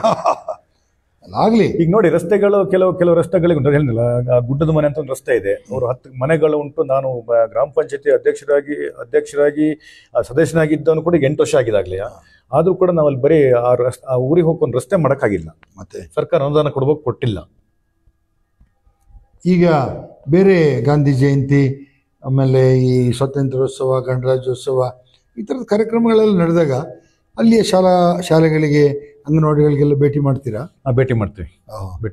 ಅವರಿಗೆ ಮಕ್ಕಳಿಗೆ ಸ್ವೀಟ್ ಕೊಡ ಅಂದ್ರೆ ಅದು ಭೇಟಿ ಮಾಡೋದು ಹೇಗಂದ್ರೆ ಫಸ್ಟ್ ಪ್ರಾರಂಭಿಕವಾಗಿ ಹೈಸ್ಕೂಲಲ್ಲಿ ನಾವು ಫ್ಲಾಗ್ ಹಾಸ್ಟ್ ಮಾಡ್ತೀವಿ. ಅಲ್ಲಿಂದ ಸೀದಾ HPS ಶಾಲೆಗೆ ಬರ್ತೀವಿ. HPS ಶಾಲೆಗೆ ಬಂದ್ಮೇಲೆ ನಮ್ಮ ಗ್ರಾಮ ಪಂಚಾಯತಿಗೆ ಬರ್ತೀವಿ. ಅಲ್ಲಿ ಕೂಡ ಫ್ಲಾಗ್ ಹಾಸ್ಟ್ ಮಾಡಿ, ಅಂದ್ರೆ ಟೋಟಲಿ ಮತ್ತೆ ಹಾಸ್ಪಿಟಲ್ ಇದೆ, ಸರ್ಕಾರಿ ವಿದ್ಯಾರ್ಥಿ ನಿಲಯ ಇದೆ, ಅವಾಗೆಲ್ಲ ಫ್ಲಾಗ್ ಹಾಸ್ಟ್ ಮಾಡಿ ಅಲ್ಲಿಂದ ಸಿಹಿ ಹಂಚಿ ಮತ್ತೆ ಕಾರ್ಯಕ್ರಮ ಒಂದ್ಸರಿ ಸ್ವತಂತ್ರ ದಿನಾಚರಣೆಯಲ್ಲಿ ಹೈಸ್ಕೂಲಲ್ಲಿ ಪ್ರೋಗ್ರಾಮ್ ಇಟ್ಕೊಳ್ತೀವಿ, ಗಣರಾಜ್ಯೋತ್ಸವಲ್ಲಿ HPS ಸ್ಕೂಲ್ ಇಟ್ಕೊಳ್ತೀವಿ. ಈಗ ನಿಮ್ಮಲ್ಲಿರ್ತಕ್ಕಂಥ ಎಲ್ಲ ಸರ್ಕಾರಿ ಕಟ್ಟಡಗಳು ಸುಸಜ್ಜಿತವಾಗಿದ್ದಾವೆ, ಏನು ಅಗತ್ಯ ಯಾವ ಹಾಳಾಗಿಲ್ಲ. ಅಂದ್ರೆ ನಿನ್ನೆನೂ ಒಂದು ಇದು ಮಾಹಿತಿ, ನಾವು ಓದಿದ ಶಾಲೆನೇ ಅದು ಪಕ್ಕದಲ್ಲಿ ಹೊಸ ಶಾಲೆ ಆದ್ಮೇಲೆ ಆ ಶಾಲೆ ಒಂದು ಶಿಥಿಲಾವಸ್ಥೆಗೆ ಬಂದಿದೆ. ಅದಕ್ಕೂ ನಿನ್ನೆ ನಮ್ಮ ವಿದ್ಯಾ ಗಣಪತಿ ವಿಸರ್ಜನೆ ಸಮಯದಲ್ಲಿ ನಮ್ಮ ಬೆಟಗೇರಿ ಉಪೇಂದ್ರನವರು ಅದೇನೋ ಮಾಡಿ ನಾವು ಸ್ವಲ್ಪ ಎಲ್ಲ ಸೇರಿ ಒಂದು 5 ದಿವಸ ಸಹಾಯ ಮಾಡ್ತೀವಿ, ನಿಮ್ಮ ಪಂಚಾಯತಿ ವ್ಯವಸ್ಥೆ ಕಡೆಯಿಂದ ಒಂದು ಸ್ವಲ್ಪ ಬಿಲ್ಡಿಂಗ್ ಕೊಟ್ಟು ನಾವು ಒಂದು ಸುಸಜ್ಜಿತ ಮಾಡಿ ನಾವು ಓದಿದ ಶಾಲೆ ಅಂತೇಳಿ ಅದನ್ನ ಒಂದು ಕಾರ್ಯಕ್ರಮಕ್ಕೆ ಒಂದು ಒಂದು ಹಾಲ್ ಮಾಡುವ ಅಂತೇಳಿ ಒಂದು ಒಳ್ಳೆ ಮಾಹಿತಿ ಕೊಟ್ಟಿದ್ದಾರೆ. ಅದೊಂದು ಪ್ರಯತ್ನ ಪಡ್ಬೇಕಂತಿದೆ ನೋಡಿ. ಯಾಕಂದ್ರೆ ನಿಮ್ ಜೊತೆ ಈಗ ಒಂದು ಸರ್ಕಾರ ಇದೆ, ಇನ್ನೊಂದು ಇಂಟರ್ನ್ಯಾಷನಲ್ ಸಂಸ್ಥೆ ಇದೆ. ಈಗ ರೋಟರಿ ಕಡೆಯಿಂದ ನೀವು ಹೆಂಗ್ ಕೇಳೋದಂತ ಮುಜುಗರ ಮಾಡಬೇಡಿ. ಪ್ರತಿ ಸರಿನೂ ಪ್ರತಿ ತಿಂಗಳ ಮೀಟಿಂಗಲ್ಲಿ, ವೀಕ್ಲಿ ಮೀಟಿಂಗಲ್ಲಿ ಇರ್ತಲ್ಲ ನಿಮ್ದು, ಆಗ ಕೇಳ್ತಾನೆ ಇರಿ. ಯಾವ್ದಾರೊಂದು ಯೋಜನೆ ಬಂದಾಗ ಫಸ್ಟ್ ಬೆಟಗೇರಿ ಕೊಡಿ ಅಂತಾನೆ ಕೇಳಿ. ನೀವು ಅದರ ಸದಸ್ಯರಾಗಿರೋದ್ರಿಂದ ನಿಮ್ಮಲ್ಲಿ ಒಂದು 2-3 ಜನ ಸದಸ್ಯರು ಇದ್ದಾರೆ ಅಂತ ಕಾಣುತ್ತೆ. ಮತ್ತೆ ಅಲ್ಲಿ ಯೋಜನೆಗಳಂತ ಬರೋದಿಲ್ಲ, ಒಂದು ಸಣ್ಣ ಒಂದು ಇದು ಪಾರ್ಟಿಗೆ ಬರುತ್ತೆ, ಯೋಜನೆಗಳಂತ ಬರೋದಿಲ್ಲ. ಇಲ್ಲ ನಾವು ಅವ್ರ ಸ್ಪಾನ್ಸರ್ ಕೊಡಿ ಅಂತ ಕೇಳುವ, ನಾವು ಕೇಳ್ಬೇಕು. ಕೆಲವೊಂದು ಮ್ಯಾಚಿಂಗ್ ಫಂಡ್ ಕೊಟ್ಟರು ಮ್ಯಾಚಿಂಗ್ ಫಂಡ್ ಆ ತರ ಸರ್ಕಾರದ ಮಟ್ಟದಲ್ಲಿ, ನಮ್ಮ ಪಂಚಾಯತಿ ಮಟ್ಟದಲ್ಲಿ ಮ್ಯಾಚಿಂಗ್ ಫಂಡ್ ಬರಲ್ಲ. ಅಲ್ಲ, ನೀವು ರೋಟ್ರಿಲಿ ಒಂದು ಮ್ಯಾಚಿಂಗ್ ಫಂಡ್ ಕೊಟ್ರೆ ಅದು ಸುಮಾರು ಒಂದು 80% ಅವರೇ ಕೊಡ್ತಾರೆ, 17-18 ಇದೆ. ನೀವು ಆ ಥರದನ್ನ ನೀವು ರೋಟ್ರಿಲಿ ಇದ್ದಾಗಲೇ ಬೆಳೆಸ್ಕೊಬೇಕು. ಈಗ ನೀವು ರೋಟ್ರಿ ಈಗ 2 ಹುದ್ದೆ ಇದೆ, ಒಂದು ಗ್ರಾಮ ಪಂಚಾಯತಿ ಅಧ್ಯಕ್ಷರು ಆಗಿದ್ದೀರಿ, ಜೊತೆಗೆ ರೋಟ್ರಿನಲ್ಲೂ ಇದ್ದೀರಿ. ಹಾಗಾಗಿ ರೋಟ್ರಿಯವರು ಕೂಡ ಕೇಳ್ತಾರೆ. ಖಂಡಿತವಾಗಿಯೂ ರೋಟ್ರಿ ಸದಸ್ಯರೇ ಒಂದಷ್ಟು ಬೆಟಗೇರಿಗೆ, ದಿನೇಶ್ ಅವರಿಗೆ ಒಂದಷ್ಟು ಗೌರವವಾಗಿ ಬದುಕೋದಕ್ಕೆ ರೋಟ್ರಿ ಸಂಸ್ಥೆಯಿಂದ ಒಂದಷ್ಟು ಸಹಾಯ ಮಾಡಿ. ಓಕೆ ಸರ್, ಇನ್ನೇನು ಗ್ರಾಮ ಪಂಚಾಯತಿ ಬಗ್ಗೆ ಏನು ಹೇಳಕ್ಕೆ ಇಷ್ಟಪಡ್ತೀರಿ ಸರ್? ಗ್ರಾಮ ಪಂಚಾಯತಿ ಬಗ್ಗೆ ಅದೇ ನಮ್ಗೆ ಅನುದಾನ ಚೆನ್ನಾಗಿ ಬಂದ್ರೆ ಗ್ರಾಮ ಪಂಚಾಯತಿಲಿ ನಾವು ಏನು ಬೇಕಾದ್ರೂ ಮಾಡ್ಬೋದು ಅಂತ ವ್ಯವಸ್ಥೆ, ಜನಗಳಿಗೆ ಏನು ಅನುಕೂಲ ಬೇಕಾದ್ರೂ ಮಾಡ್ಬೋದು. ಕೆಲವರು ವೈಯಕ್ತಿಕವಾಗಿ ಕೇಳ್ತಾರೆ, ಕೆಲವರು ಒಟ್ಟಾಗಿ ಕೇಳ್ತಾರೆ. ಯಾವುದಕ್ಕೂ ಅನುದಾನ ಇಲ್ದೇನೆಯ ನಾವಲ್ಲಿ ಏನೂ ಮಾಡೋ ಪರಿಸ್ಥಿತಿಲಿ ಇಲ್ಲ. ಅಂದ್ರೆ ನಾವು ಬೀಸೋದನ್ನು ತಪ್ಪಿಸೋಕ್ಕೋಸ್ಕರ ಸುಳ್ಳು ಹೇಳ್ಬೇಕು. ಸುಳ್ಳು ಹೇಳೋದು ಭಾರಿ ಕಷ್ಟ. ಸುಳ್ಳು ಹೇಳಕ್ ಒಂದ್ಸರಿ ಸುಳ್ಳು ಹೇಳ್ಬೋದು, ಬೇರೆ ಸಮಯದಲ್ಲಿ ಆಗೋದಿಲ್ಲ. ಹಾಗಾಗಿ ನಾನೇನು ಹೇಳ್ತೀನಿ ಅಂದ್ರೆ, ನಮ್ಮ ರಾಜಕೀಯ ನಾಯಕರು ಯಾರು, ನಮ್ಮ ಶಾಸಕರಾಗ್ಲಿ, ವಿಧಾನ ಪರಿಷತ್ನ ಉಪಸಭಾಪತಿಗಳಾಗ್ಲಿ, ನಮ್ಮ ಉಸ್ತುವಾರಿ ಸಚಿವರಾಗ್ಲಿ, ಒಟ್ಟಾರೆ ಸರ್ಕಾರ ನಮ್ಮ ಗ್ರಾಮ ಪಂಚಾಯತ್ ಅನುದಾನ ಕೊಟ್ರೆ ಗ್ರಾಮ ಸ್ವರಾಜ್ಯ ಆಗದಲ್ಲಿ 2 ಮಾತಿಲ್ಲ. ಈಗ ಪ್ರತಿ ವರ್ಷ ಚುನಾವಣೆ ನಡೀತದೆ, ಸೆಷನ್ ನಡೀತದೆ, ಎಲ್ಲ ನಡೀತದೆ. ಗ್ರಾಮ ಪಂಚಾಯತಿಗಾಗಿ ಅವರು ಮಂತ್ರಿನೂ ಕೂಡ ಇದ್ದಾರೆ.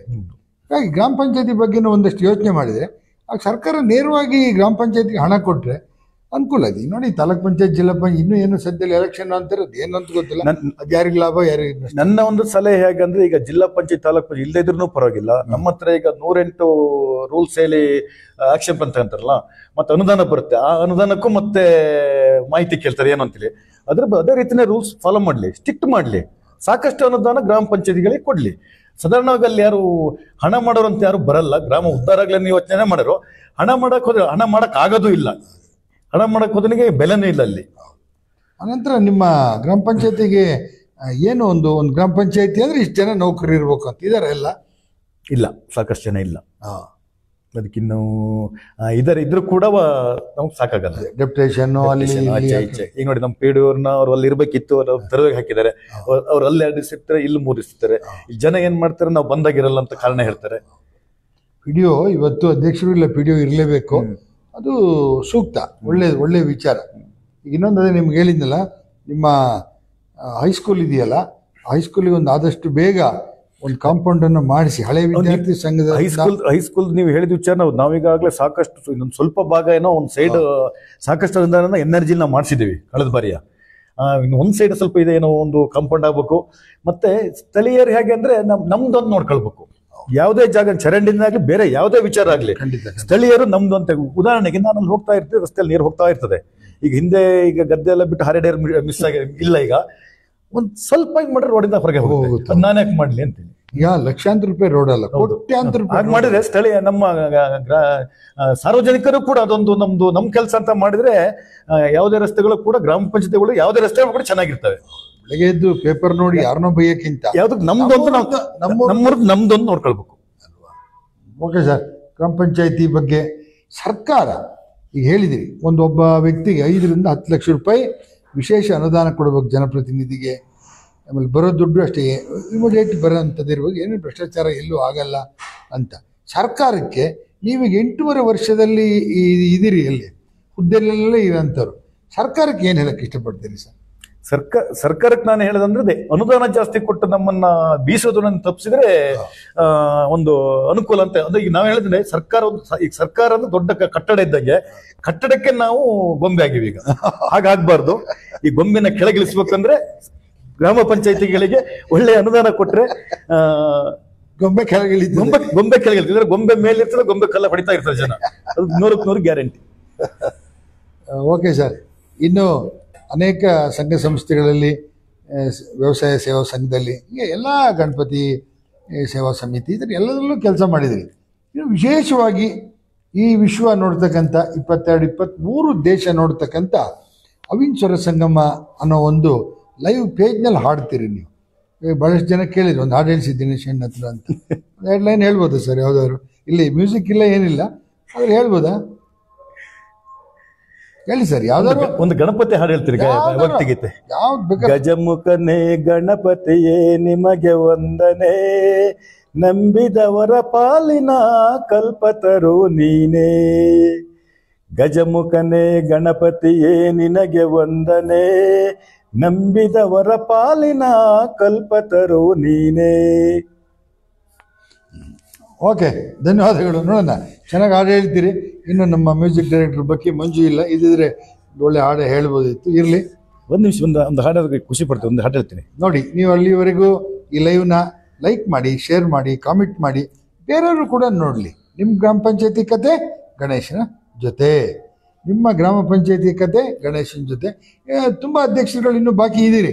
ಅದು ಅವ್ರಿಗೆ ಅನ್ಸ್ಬೋದು, ಏನು ನಮ್ಮನ್ನು ಕರೆದಿಲ್ಲಲ್ಲ ಅಂತ. ಬರ್ತೀನಿ, ನಿಮ್ಮ ಹತ್ರಕ್ಕೂ ಬರ್ತೀನಿ. ಮೊನ್ನೆ ಗೌರಿ ಹಬ್ಬ ಅಂತೇಳಿ ಒಂದು ಶನಿವಾರ ದಿನ ಒಂದು ಲೈವ್ ಮಾಡಿರಲಿಲ್ಲ, ಬಿಟ್ಟರೆ ಮತ್ತೆ ಮುಂದಿನ ಶನಿವಾರ ಸಂಜೆ 7 ಗಂಟೆಗೆ ಮತ್ತೆ ಬರ್ತೀನಿ ಇನ್ನೊಂದು ಗ್ರಾಮ ಪಂಚಾಯಿತಿಯ ಅಧ್ಯಕ್ಷರ ಜೊತೆ.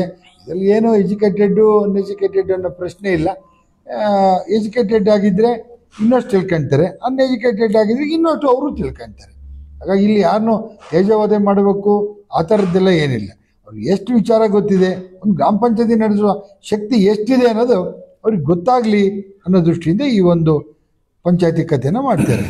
ಹೇಳಿ ಸರ್.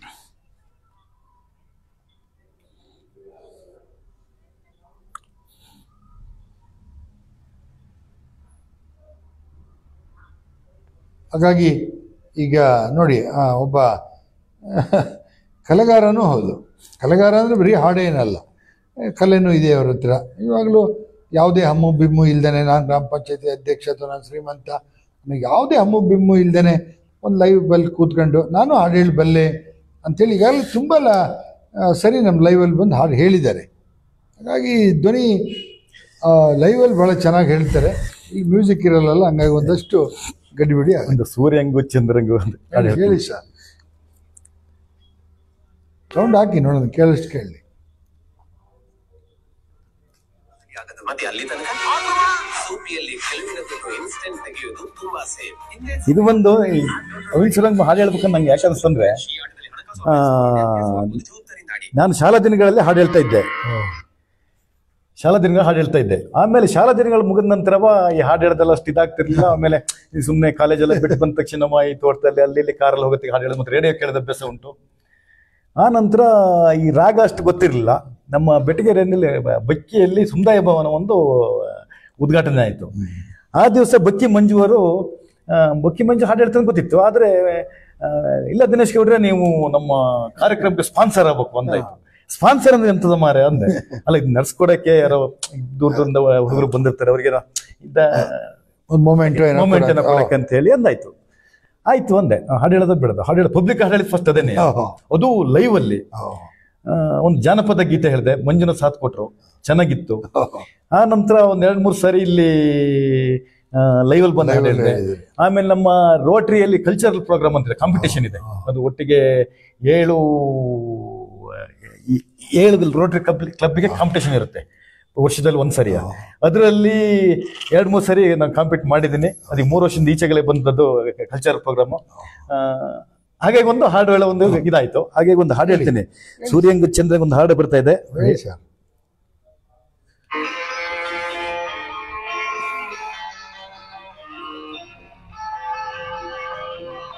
ಸೂರ್ಯನ್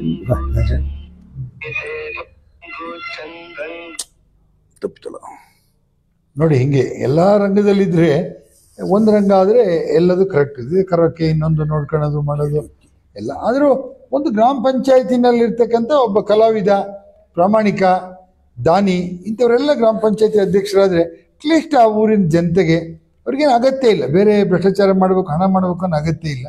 ಭ್ರಷ್ಟಾಚಾರ ಆಗಲ್ಲ ಅಂತ ಹೇಳ್ತಾರೆ, ಆದರೂ ಕೂಡ ಆ ಥರದ ಅಗತ್ಯ ಇಲ್ಲದೆ ಇರತಕ್ಕಂಥ ವ್ಯಕ್ತಿ. ಇವತ್ತು ನಿಮ್ಮ ಮುಂದೆ ಆದಷ್ಟು ವಿಚಾರಗಳನ್ನು ಮಾತನಾಡಿದ್ದಾರೆ. ನೋಡೋಣ, ಇನ್ನೊಂದಿನ ಇವರನ್ನ ಮತ್ತೆ ಕರೆಸಿ ಮಾತಾಡ್ತೀನಿ. ಎಲ್ಲ ನಮ್ಮ ಒಂದಷ್ಟು ಜನ ಎಲ್ಲ ಮುಗಿಲಿ, ಏನೇನು ಮಾತಾಡ್ತಾರೆ ನೋಡೋಣ. ಮುಗಿದ ಮೇಲೆ ಅವ್ರ ಹತ್ರನೂ ಕೂಡ ಮಾತಾಡ್ಸೋಣ. ಹಾಗಾಗಿ ಬೇರೆ ಗ್ರಾಮ ಪಂಚಾಯತಿ ಅಧ್ಯಕ್ಷರುಗಳೇ, ನೀವು ಕೂಡ ತಯಾರಿಯಾಗಿರಿ.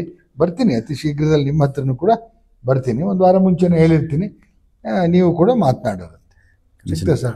ಹಾಡು ಸಿಗ್ತಾ ಇಲ್ಲ, ಟ್ರ್ಯಾಕ್ ಸಿಗ್ತಾ ಇಲ್ಲ. ಓಕೆ, ಇರಲಿ ಬಿಡಲಿ ಸರ್.